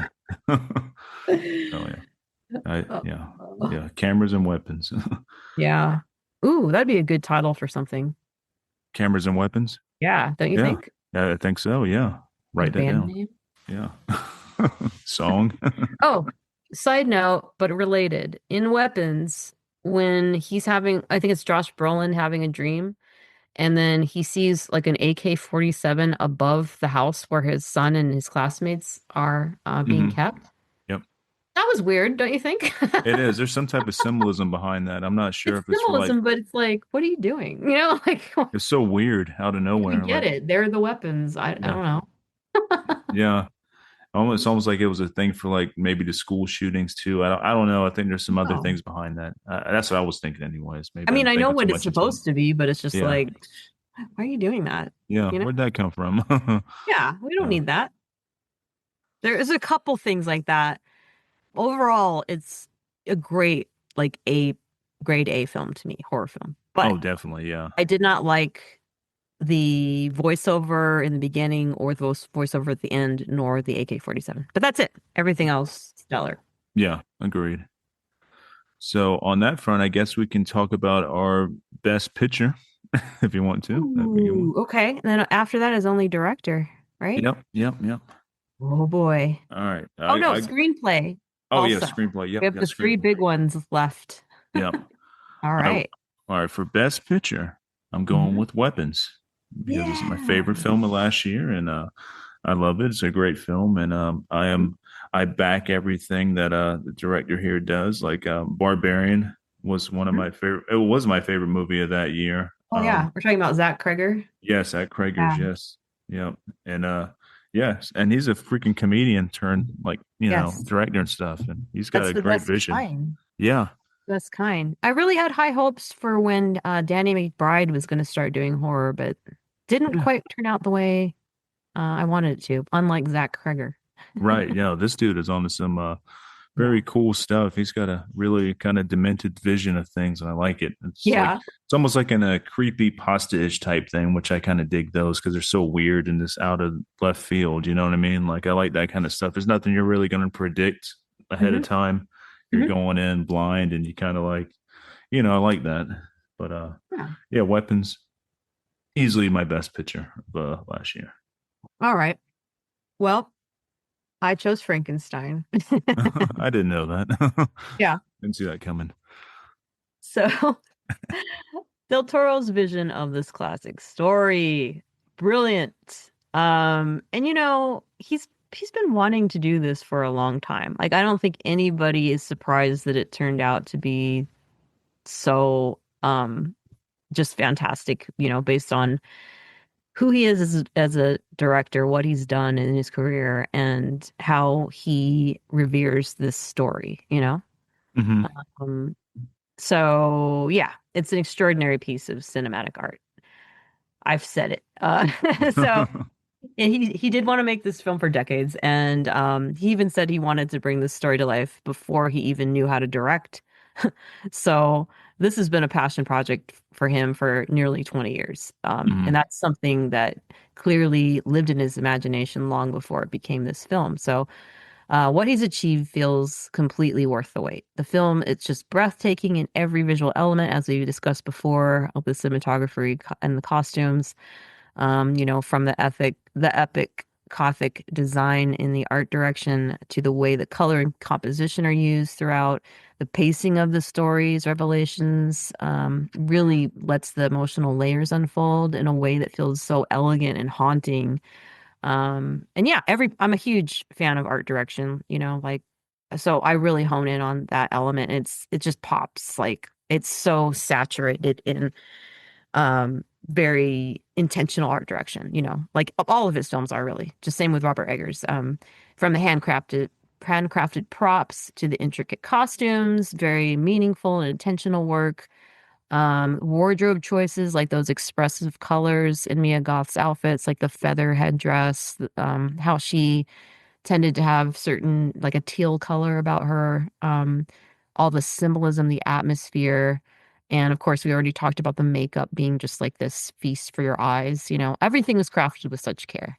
Hmm. And Del Toro brings to heart a, this classic myth, not a new take on it, but what it deserves, right? Making the creature's journey as touching as it is haunting. Yeah, because the story matters to him so much. You can feel it with everyone involved in the production. I also noticed that Del Toro included the original subtitle for Mary Shelley's novel, Frankenstein or the Modern Prometheus. Hmm. And I really like that he chose to keep that and emphasize it because it actually adds so much meaning because, Prometheus is the figure from Greek mythology who stole fire from the gods and gave it back to humanity. So it's like a really powerful symbol of human ambition and the danger of kind of going beyond where we're meant to go, right? With Hmm. the God complex of Victor. So Del Toro, it really feels like it's built around that idea, this film. It's not just about creating life, but it's also about the consequences of creation and the Right. emotional fallout that comes with that. So Victor Frankenstein is essentially, as we said, just, he's playing God, but Del Toro makes it feel like it's tragic instead of just shocking. And that's really like a key element that makes the film like emotionally impacting. Like I cried a couple times in this movie. It really did get to me. But he gives the story this mythic weight and he makes the creature's existence heartbreaking and human. And it turns the whole film into just this sweeping gothic fable about ambition and grief and the cost of bringing something into the world that can't ever truly belong, which Hmm. is sad. So, yeah, blah, blah, blah. Best film of the year to me. Well, good choice. I figured that was going to be your best film. Is kind of sweeping the awards on the Yeah. categories here, but that's a good thing. It's a And I great hope film. it wins. I hope he wins like best director in the actual Oscars. That would be awesome. That would be a big win for horror in the mainstream, anyways. Maybe get some more people checking out other stuff. Yeah, actually, I don't know if he's nominated for director, but he's definitely nominated for best adapted screenplay. Hmm. Um, yeah, but I know that Sinners. Oh yeah, best picture too. Frankenstein, Begonia, and Sinners are all in the best picture category this year. Nice. I like Pretty cool. Begonia. I don't know what do you feel on Begonia, but I thought Begonia Begonia was good. Begonia was good, but as you can see, like what none of but we didn't pick anything in Begonia for any category, so I would say I liked it. I do love, was it yeah, Lanthos. Come on, I can get this Greek name correct. Oh yeah, he's got a hard fucking name. Yeah, I'll let you do Yorgos, that. Yeah, Yorgos Lanthimos, right? yeah, yeah. I really, really love his films. I would say my favorite films of his are Dogtooth and Poor Things. Oh, poor things. I like Which is Killing of Sacred Deer. That was him too, right? Yeah, Yeah, totally. It's a great yeah. movie, That's my favorite. but Poor Things kind of has Frankenstein vibes too, right? But Big time. Yeah. and he's done like several other like films, like he kind of has been like cranking them out lately, which Mhm. is cool. But this one I didn't quite feel like the same as I felt with the other films of his that I really love. And they're all different. It's not like he's doing the same thing over and over, but um, being a big alien UFO fan, Mhm. and with movies and just like my personal life, this story, I was kind of like, I thought it was going to be different based on the trailer. I personally would have liked to have seen it go a little bit more psychological, for longer, for longer. Yeah. Uh, so yeah, it was okay for me. It was like I'm not gonna even gonna rank, like it was okay, but I didn't mention it anywhere in this whole list. It's definitely an honorable mention, like. Yeah. But Definitely. interesting, like what my opinion is worthless. It's nominated for a Best Picture award. So Yeah. I mean, it looked good and everything. I liked it a lot, yeah, except for the ending. I thought was a little weird. I'm like, that's how it 100%. ends. I'm like, and why do they look like this? Like It now it's looked like goofy. jokey. Yeah, it was jokey. I'm Yeah. like, wait. Oh, another thing is it's a remake of a really good, I believe, Korean sci-fi film called Save the Green Planet, and nobody Oh yeah. talks about that. And I heard Uh, that Save the Green Planet is way better. that was brought up on I think it was on Colors of the Dark podcast. He Okay. mentioned that. Yeah. So I haven't checked out the Korean one. I need to though. Yeah. And it's too bad that they're not talking, no one's mentioning that, Yeah. Give some because from what credit. I understand, yeah, why give it some credit when it's a remake? It's a remake, Yeah. So anyway. That's right. right. Well, I guess now we're on to our best screenplay, I believe. Oh yeah, we are. And yeah, That's that's the second to last category. for this one, it was I went with Bring Her Back. I thought it was very well written Interesting. by Okay. Danny Felipe Oh, Filippo Filippo. Filippo, yeah, Danny Filippo, and also Bill Hinsman Oh was the yes. other writer on that. Those are the writers. Uh-huh. Yeah, but yeah, I thought it was very well written. Pretty unique, even though it's still like that kind of like Mhm. let's bring somebody back from the dead that we love, that type of story, cult stuff, but still very well written, very If well it's your done. best, you better sell it more than that. Yeah, I mean, it was hard to it It's was my hard to best narrow this screenplay one pick. down, It's okay. yeah, but no, I really dug it. I think Frankenstein was another good one too. It's kind of like I wasn't really nailed down on which Oh. one, you know what I mean? Like, I don't know. Yeah, it's not like you literally read the screenplays, so you could compare the writing to one another because Right. that's yeah, like to literally know the who what's the best screenplay it would be, you'd have to have read the screenplays too. Yeah, yeah. We're just kind of guessing based on the uniqueness of the character, or the script, what it seems unique about the story. Right. Yeah. And that's why Bring Her Back I thought was pretty unique and stuff. But also Yeah. I could throw weapons in there too. You know what I mean? It's like kind of a toss up on this one. This one wasn't I wasn't too Mhm. nailed down to anything on here, but I finally just went with Bring Her Back just because Okay. I thought I dug that movie a lot. It was good. So Yeah, I went with weapons because there's nothing else like it, like that was very an unusual, lots of unique choices, very unconventional. hmm Um, so, as we talked about before, it's the same writer director that did Barbarian, Zach Krager. hmm And I wasn't the only one that thought his screenplay was so unique because I did read that New Line Cinema, they won the spec script in a bidding war against Universal, Netflix, and Sony TriStar. mm, They said that parts of the deal were in an eight-figure sum of money and a guaranteed green light for production, as well as final cut privileges for Krager. Like that's crazy. it is.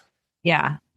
And so, most importantly, the guarantee was for a theatrical release. So, I was reading that insiders called it an unprecedented deal in modern times and compared it to M. Night Shyamalan's deals after The Sixth Sense. Like Wow. that's crazy. So, Yeah.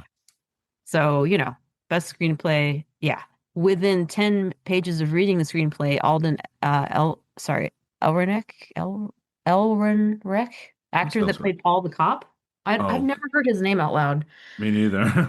It's a hard one right there. Anyways, Yeah. he was certain that that this was one of the best scripts he'd ever read. And Julia Garner also was immediately sold within 5 pages of reading the script. So it Hmm. was a good script, right? It was. You know what? I want to change my vote. I'm gonna go with weapons. I do. I just didn't want to like have weapons as all my categories because it could have been. Yeah. So yeah, I'm gonna go back. I'm gonna go with weapons on this. I'm changing All my right. vote on that. Yeah, I mean, because you're right on all those things there. And It's like, unanimous. yeah, let's go And we weapons. know by people who read it that the actual script was good. I was going to say physical, but it would have been digital maybe. But anyways, but yeah, Netflix was ready to pay more money upfront than New Line, but New Line assured theatrical release. Good. And New Line's track record with horror were way better selling points than Netflix. So good Oh yeah, call good and call awesome. indeed. Yeah. Yep. But yeah, Weapons is the kind of film where you can tell the writing is the engine of everything.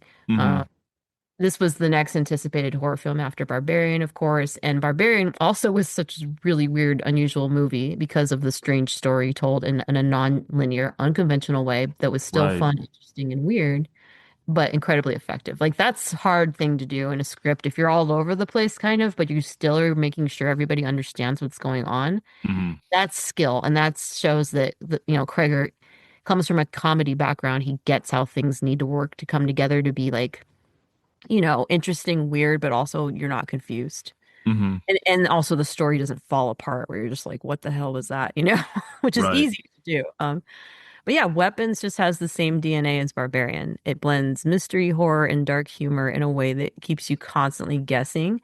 It goes to unexpected places, as you know, and it just feels genuinely creative instead of predictable, like big time. I never really knew where it was going to go, you know? No, no, yeah, that's the cool thing of it. You're not predicting shit, and I love that. And it's hard to be fresh nowadays because everything's been done. But yeah, this one definitely felt Yeah. fresh. Yeah, and you still need to have certain elements that horror fans will cling to, which is like the occult side of it, because we everyone loves that like that element, but he just shows you can do it in your own ways. So, Yeah. he follows the screenplay follows multiple perspectives and story threads, but it's like I said, it never feels confusing. It's just always revealing something new at the exact right time. Mm-hmm. And the characters, feel really realistic, even Aunt Gladys, because as you said, you can compare her to someone you knew in real life, right? Yeah. Uh, Yeah. So they're realistic, but still like unique and with clear, strong motivations and traits that make them memorable, and they like work within the film, like there's no unneeded characters. Mm-hmm. But also as a horror fan, the element of, like I said, the witchcraft in the story, that was a welcome surprise. Like along with the strange villain of Aunt Gladys, who is exactly the kind of unsettling character that sticks with you, the atmosphere is suspenseful, intense, and just like the danger keeps building,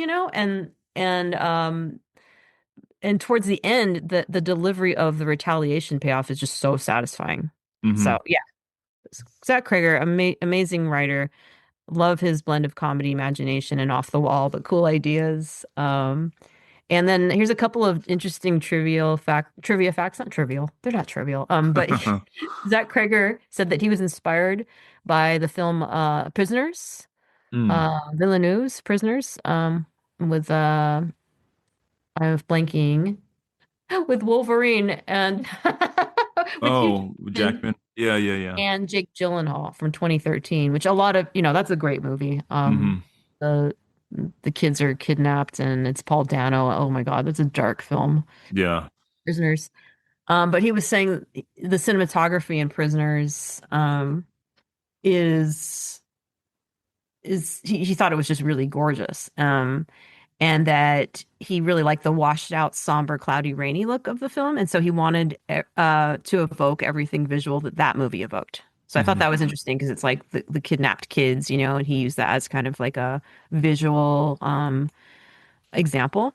Mm-hmm. Um, and he went on to say that with Prisoners, it's very lived in look. He just really wanted to have that kind of same authenticity feel. Like if you look at Prisoners and some of the same like outdoor scenes and weapons, you can see the similarities actually. Right. But also his screenplay. Um, Another thing I read is that it reveals the inspiration that was behind the kids' run into the night, Mm-hmm. or Zach Kreger revealed this. This is really weird. So this was a big thing that everybody talked about. And like, if you didn't run out of the theater running like this, then I don't know what kind of person you are. But he was quoted as saying, "Every child runs across the yard with the same posture, right? The erect body, arms stretched out toward in a downward V." Yeah. Like someone holding heavy bags. This is weird. Okay. He said they run like the naked Vietnamese girl covered in napalm from that iconic photo. The photo is the award-winning war image, The Terror of War, also known as Napalm Girl, taken in Vietnam in 1972. Dude, how dark is that? Yeah, that's brutal. And I know which picture that is, and I'm Mhm. just like, ew, he used that as his example. That's so sad, but also, whoa. Yeah, that's very dark That's territory. so dark, so haunting. Hmm. Oh, wow. But anyway, there's that. And then I also read that to further capitalize on the themes of the film, this is interesting. Theaters listed showtimes at 2:17, the same time the children vanish. Oh, that's awesome. Yeah. A couple other Wow. things I wanted to know is the principal and husband, as is Benedict Wong's character, Mhm. that meal with the hot dogs. Oh, yeah. So this is a tribute to Trevor Moore, from his skit Hot Dog Timmy on the show The Whitest Kids You Know. So Never watched Trevor that. Moore, he passed away. Um, I remember when I was in LA when this happened at the same time, I was just like, oh, that's awful. But um, so yeah, he was a friend of Zach Kreger. So Zach Kreger wanted to, he was inspired to write a screenplay after the sudden death of his best friend, Trevor Moore. Hmm. So that was kind of a nod to a skit he had done in the show they were in. And then last, I wanted to mention that makeup look for Gladys, felt so gross and worn in and melted, as though she had layers of that settled into creases over time. The makeup artist said that they enhanced that look by adding features such as the thin receding hairline, the droopy earlobes. They gave her smaller teeth and contact lenses to give her a bird-like appearance. Mm. And they said makeup artist Jason Collins said that the idea is that she's always watching like a bird of prey. Oh man, that's yeah, that's Creepy, also yeah, right? super creepy. Yeah. That's more creepy layers to her. hmm She can't be Yeah. creepy enough. I love when like, makeup does something that you don't register like necessarily consciously. hmm Yeah, that's really cool. Imagine waking up and she's like over your face staring at you. Ew, imagine how she smells.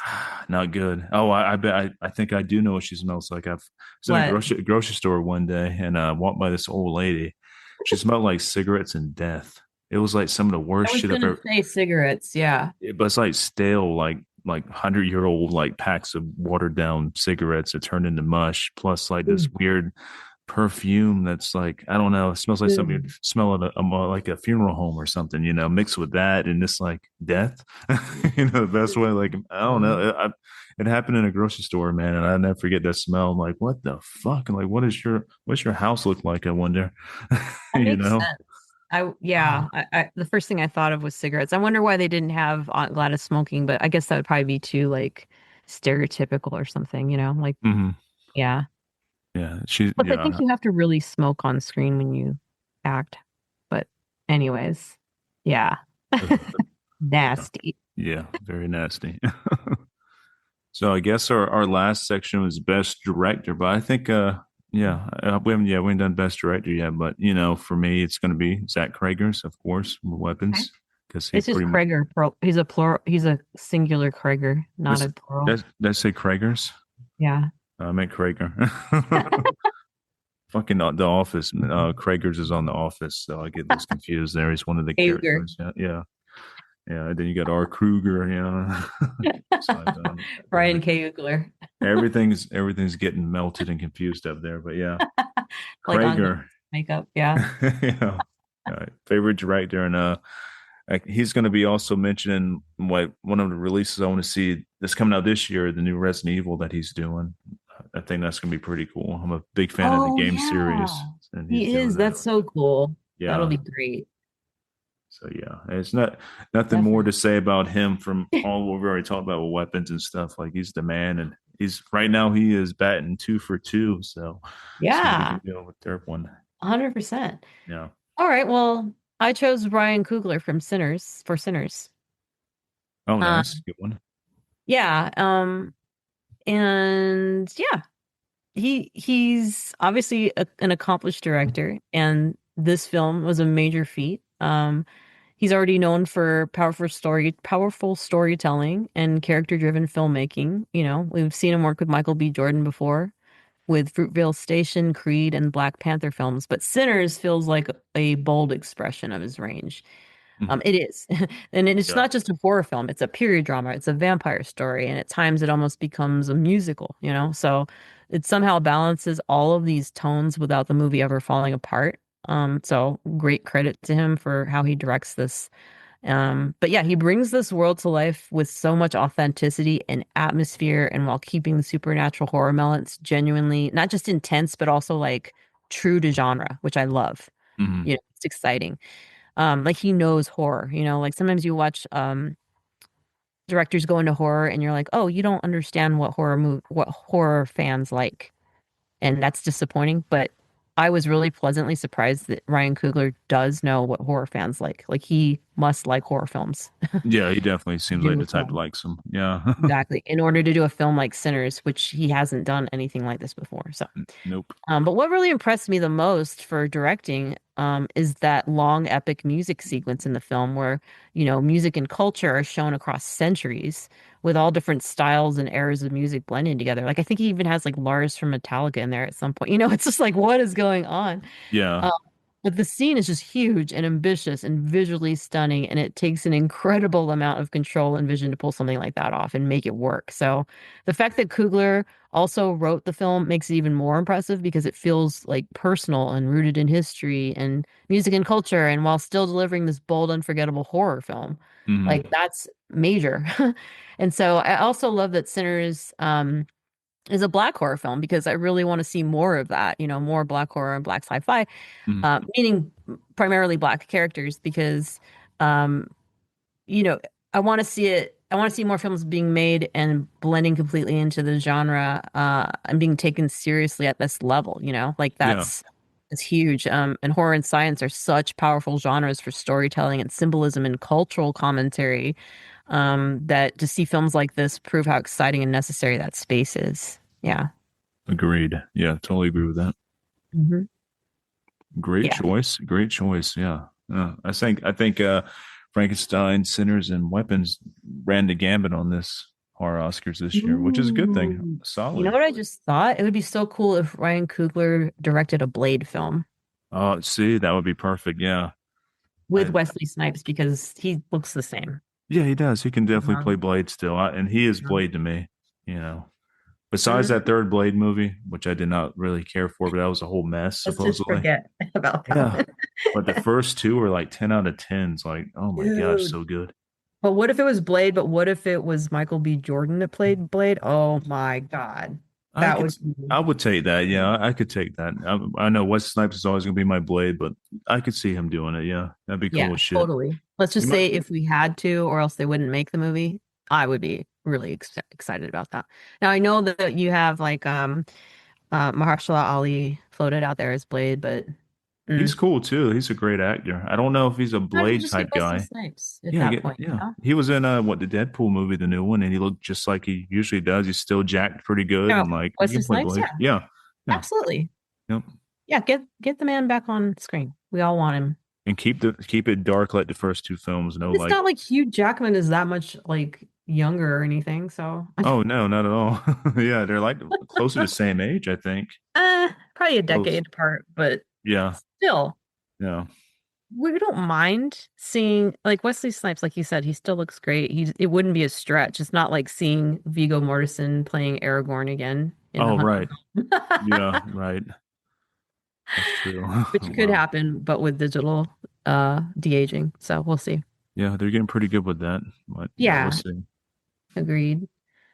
I have Um, some honorable mentions. We have a little bonus category too. yeah, yeah. What was their bonus category again? So all it is honorable mentions if you had any films that you didn't have in any categories that you wanted to mention. We already went through The Long Walk with my honorable mention. I have a couple others. And then anything you're looking forward to or that you've seen this year. Okay, cool. Well, I guess I'll start off with what I've seen this year because Okay. I haven't seen that much this year. I've been You don't slack have so any other far. films from 2025 that you really liked that you didn't mention? Let me check my list here. Hold on. You know, this category I did not put down on my notes because I didn't, I forgot this category, but That's okay. I have some notes here from my last top six Hmm. looking for, and I keep so many notes in my phone. It's insane. I mean, I take notes on everything. One I saw last year that actually did make my top six list, and I think it's one of the best movies of last year, in my opinion, is Mhm. Strange Harvest. Have you seen that? No, I didn't see it, but I did hear good things. Strange Harvest is so fucking good. It's a, you know, kind of like what would you call it, a POV type movie or like a fake documentary type thing, but it's very well acted and it's man, it's super like sinister feeling. Like it's really dark and there's some cold elements to it. And there's definitely some supernatural things going on in there on top of like this crazy ass serial killer type guy. It's just really well done. I don't want to give away too much since you haven't seen it, but Mhm. should definitely check that out.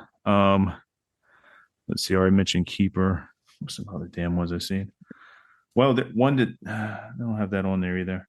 So yeah, I guess since I didn't prepare for that category too well, that is that's going to be one of my Okay. that'd be my pick right there. Would be to check that one out.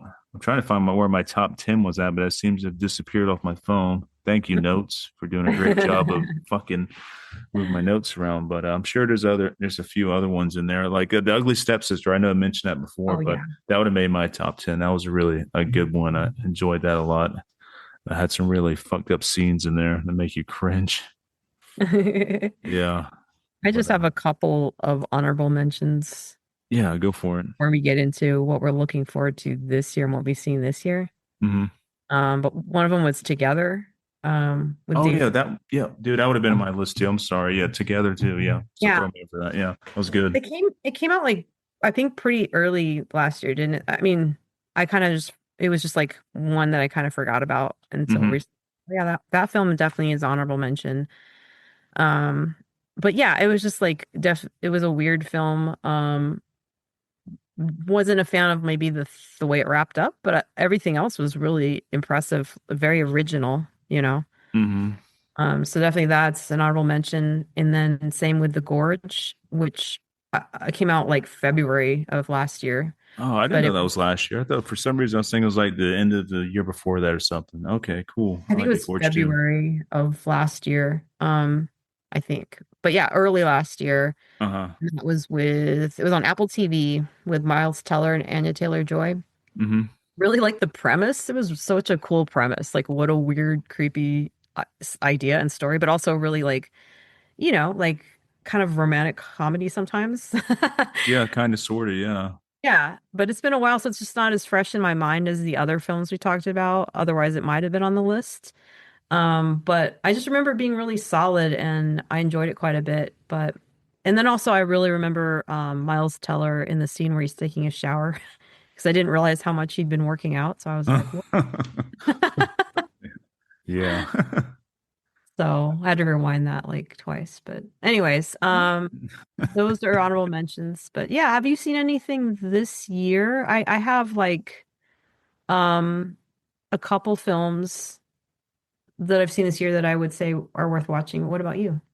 Before we go into that, I do have one more other honorable mention. I Okay. think it might have made my top 10, maybe. Probably been like a little bit above my top 10, but I thought it was a pretty interesting, unique movie. It was called Abraham's Boys. Oh yeah, I wanted to see that. Was it good?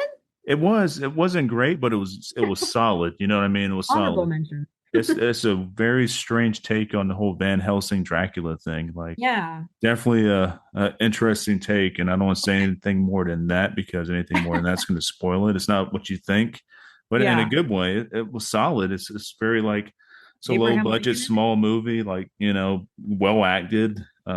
Is Abraham Lincoln in it as a vampire killer? Oh no, but that's a fun movie. I have that on Blu-ray. uh, it's a 7 out of 10 though. Yeah. Oh no. Yeah, no, no, but Abraham's Boys is pretty cool. I recommend it. I think that's on Shutter. It might be a Shutter original. Okay.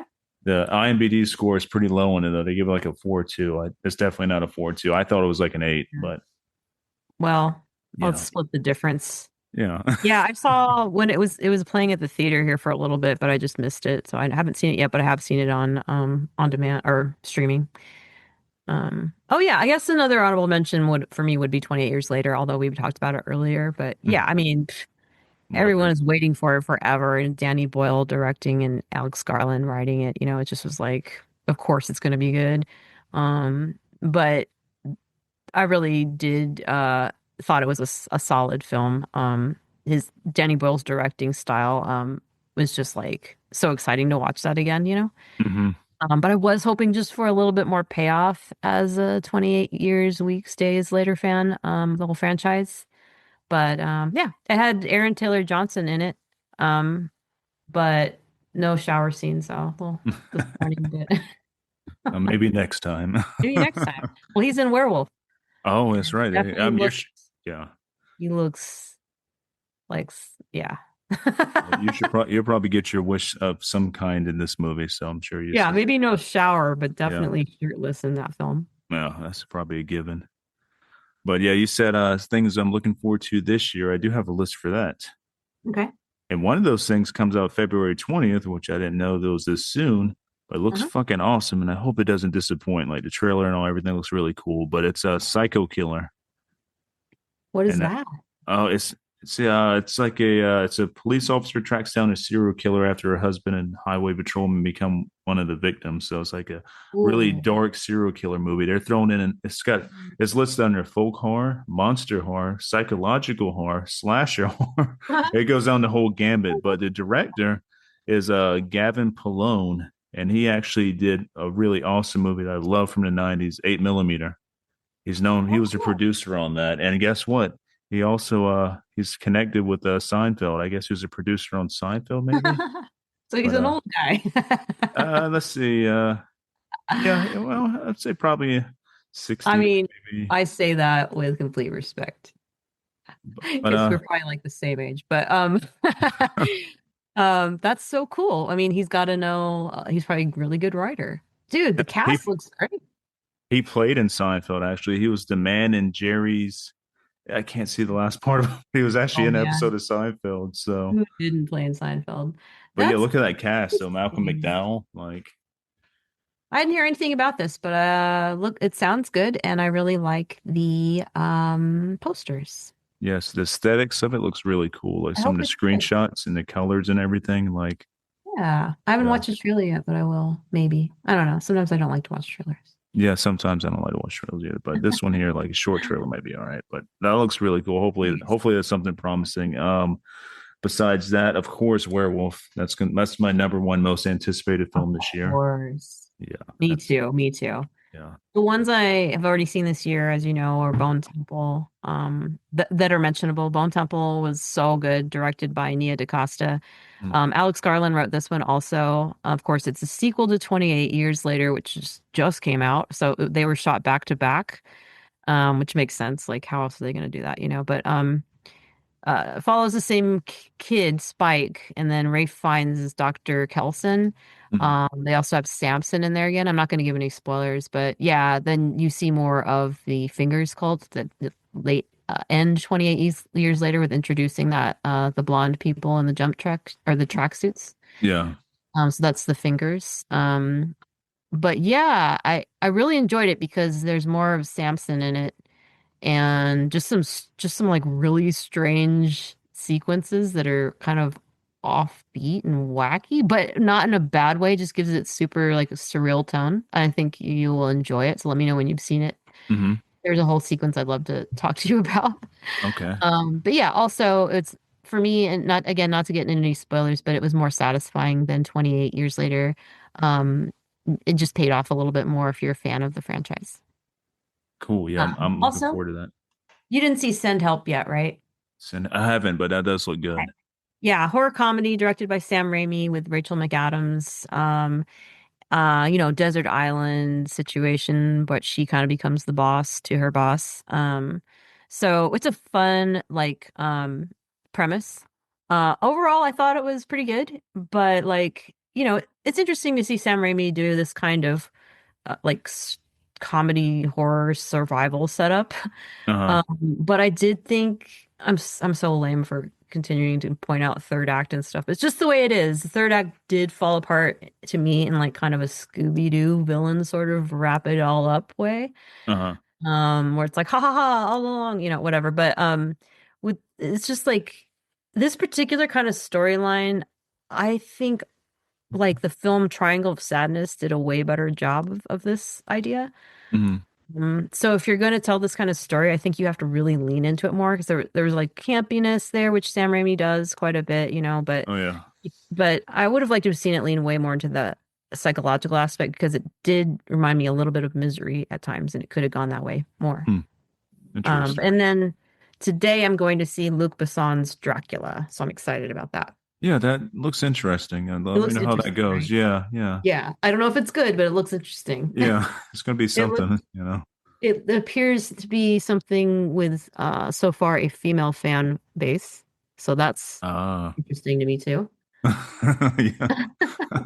I see where you're going It may there. be, yeah, it might be very romantic, like the kind of female fans that Nosferatu and Frankenstein, the recent ones also kind of gathered. And I'm in that fan base. So Yep, yep, yep. I know you like I think I'll like Nosferatu. Yeah, yes. Yes. So I yeah. think I'll enjoy it because yeah, I'm all about that misunderstood outsider villain character that actually is just hot. Yeah, Like see? Aunt Gladys. Just kidding. Oh God, no, I can't find anything attractive about her. No, oh God. I feel like she'll be a gay icon. I don't know if that's already happening. Possibly. She No. feels like she'd be really like she'd be that. And an awesome Halloween costume. Oh, definitely a good Halloween costume. Hopefully we Mhm. see some people dress up this year like that. Yeah. Um, She'd be so right. so far the movies I've seen this year that are noteworthy. I know this one technically, well, actually, no, it did come out this year, like worldwide, anyways. Was on Shudder. Mhm. But my friends in the Adams family have a new movie called Mother of Flies, and Yes, that looks great. it's fucking great. I love it. It Did you see might it be my already? favorite. I did. Yep, it's on Shudder. Awesome. Yep, Oh, cool. That's right. It's on Shutter now. I'm yep. gonna have to check it out. I really, really like their work a lot. They're so awesome. They're like as metal as you can get, like when it comes to their production and Yeah. stuff. It's just them out in the woods doing their thing with like, as they said, like they use cheap cameras, like, they rely a lot on like natural lighting and stuff like that. And just, Oh, cool. they do it all on their own They're music and true everything. artists that know how to tell a story. Like that's Yeah. so great, and I'm happy they continue to make films. And when they were promoting this film, they had come through Tucson, and I'm sad that I missed it. They did a Q&A. But yeah, I haven't met or talked to them. But yeah, they that's so cool that you've spoken with them on your podcast. Yeah. They come on every year and stuff. We always stay on touch via messenger and stuff. They actually, they bought Toby bought a Horror Wolf shirt, and I've shared that Cool. picture before her wearing it. I thought that was cool as hell. I was like That's super so cool. flattered. Yeah, they're just like so Yeah. nice, and like just feel like I've known them for years, and I've had known them for a few years now. And Mhm. yeah, just anything they're doing, I'm totally backing and stuff. And there Yeah. could be an Abraxas Horn Adams family thing in the future, so That's it might be right. That cool. would be amazing. That's such Yeah, a good pairing right there. I think it could be something sooner than later, so that'd be cool. You know what? I want to reach out to uh Cosmos Manos Panthamos Cosmanos?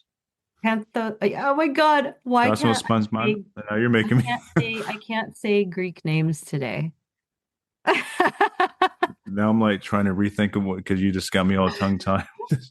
Cosmos Pan. God damn it. Let We're me. gonna have to edit this part out a Yeah. minute while Yeah. we look this up. Yeah. Hold on a second. Panos Uh, Cosmatos. Panos um, Cosmatos. no, No? his name is yes, Okay. you're right. Panos Cosmatos. Yeah. I found like just the information you can find on IMDb for his manager. Yeah. But I really want to like reach out and be like, hey, listen to Magic Knives stuff. Here it is. If you want to use it, go ahead. Maybe for Necrocosm or something. And like that would be so spectacular. So yeah, I really would like to start getting some of our stuff into wherever it might fit this coming year.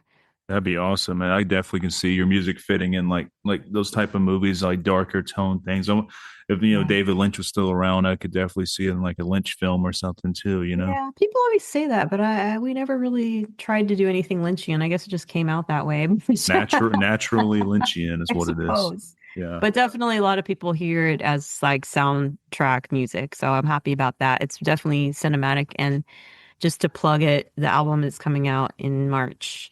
So I'm excited. Sweet. We're gonna have a local record release party at Wooden Tooth Records in Tucson. Nice. That's cool. And I have Tucson known for not having any national violent crimes. oh, that's good. Yeah. Well, yeah. Don't you'll have the kidnapping thing going on, right? Yeah, Yeah. Yeah. That's crazy. it is insane, dude. There's about 100,000 extra people in town for the Gem and Mineral Show, and now this too with all the reporters. It's really like feels really strange in town right now.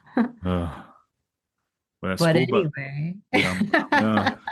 I'm enjoying the having your early release of the record. I have that on my yeah. mantle underneath my whole Oh Mandy yeah. shrine, so it's a good place for it. I was more excited about sending cat toys to you than the album, but They I'm dug those. sad. They love those. Yeah, they're all over the floor. So yeah, I'm gonna get my little cat girl, my kitten, in about a week. nice. So Excited. pretty stoked. Yeah, Yep. back into the world of cat life. Cat parent. Yep. I'm a Nice. natural cat parent, man. I have to Yeah, get back into that world. Yeah, it's a good world to be in. Yeah. Awesome. Well, yeah, this has been a great edition of the horror Or Oscars, or Oscars. whatever, 2025. Tongue twister. Yeah. For It's- Oscars. We have to come up with a better name. I don't know what it would be that yet. yeah, we'll do some brainstorming on that, see what we come up Okay. with. Maybe next year we'll have a better name for it, but And we're the original. yeah, yeah. If there's any other ones out there, they're not the originals. We created this. Yep. I think, Mm-hmm. yeah, trademarks. Exactly. Awesome. Well, we shall talk again soon. I guess our next episode will be on our doing our Seinfeld stuff, unless we come up with something before then. But Yeah, and I'll let you know how Luc Besson's Dracula is. yeah, let me know about that. Curious. It looks interesting from what I've seen. So we'll see. Hopefully it's good and hopefully you enjoy it. Yeah. Yeah.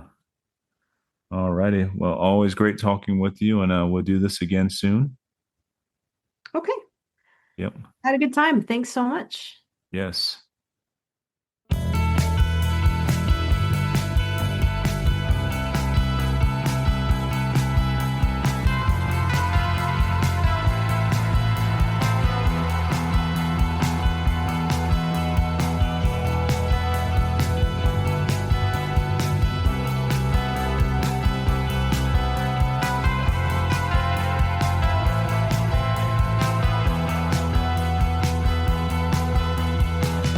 In the garden there's a secret path. It's so hidden that I don't believe that anyone could ever find what's left there of you. From the silence that you can't surpass to a single word evoked with terror. Hungry faces open wide to swallow you whole. Now you're flesh and blood without a mask. Only parts of you will be remembered, and the ones where you hide just out of view. In the garden there's a secret path.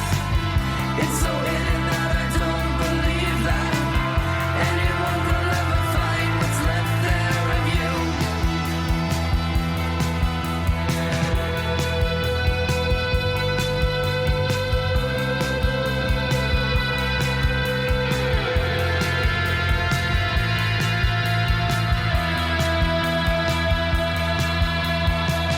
From the silence that you can't surpass to a single word evoked with terror.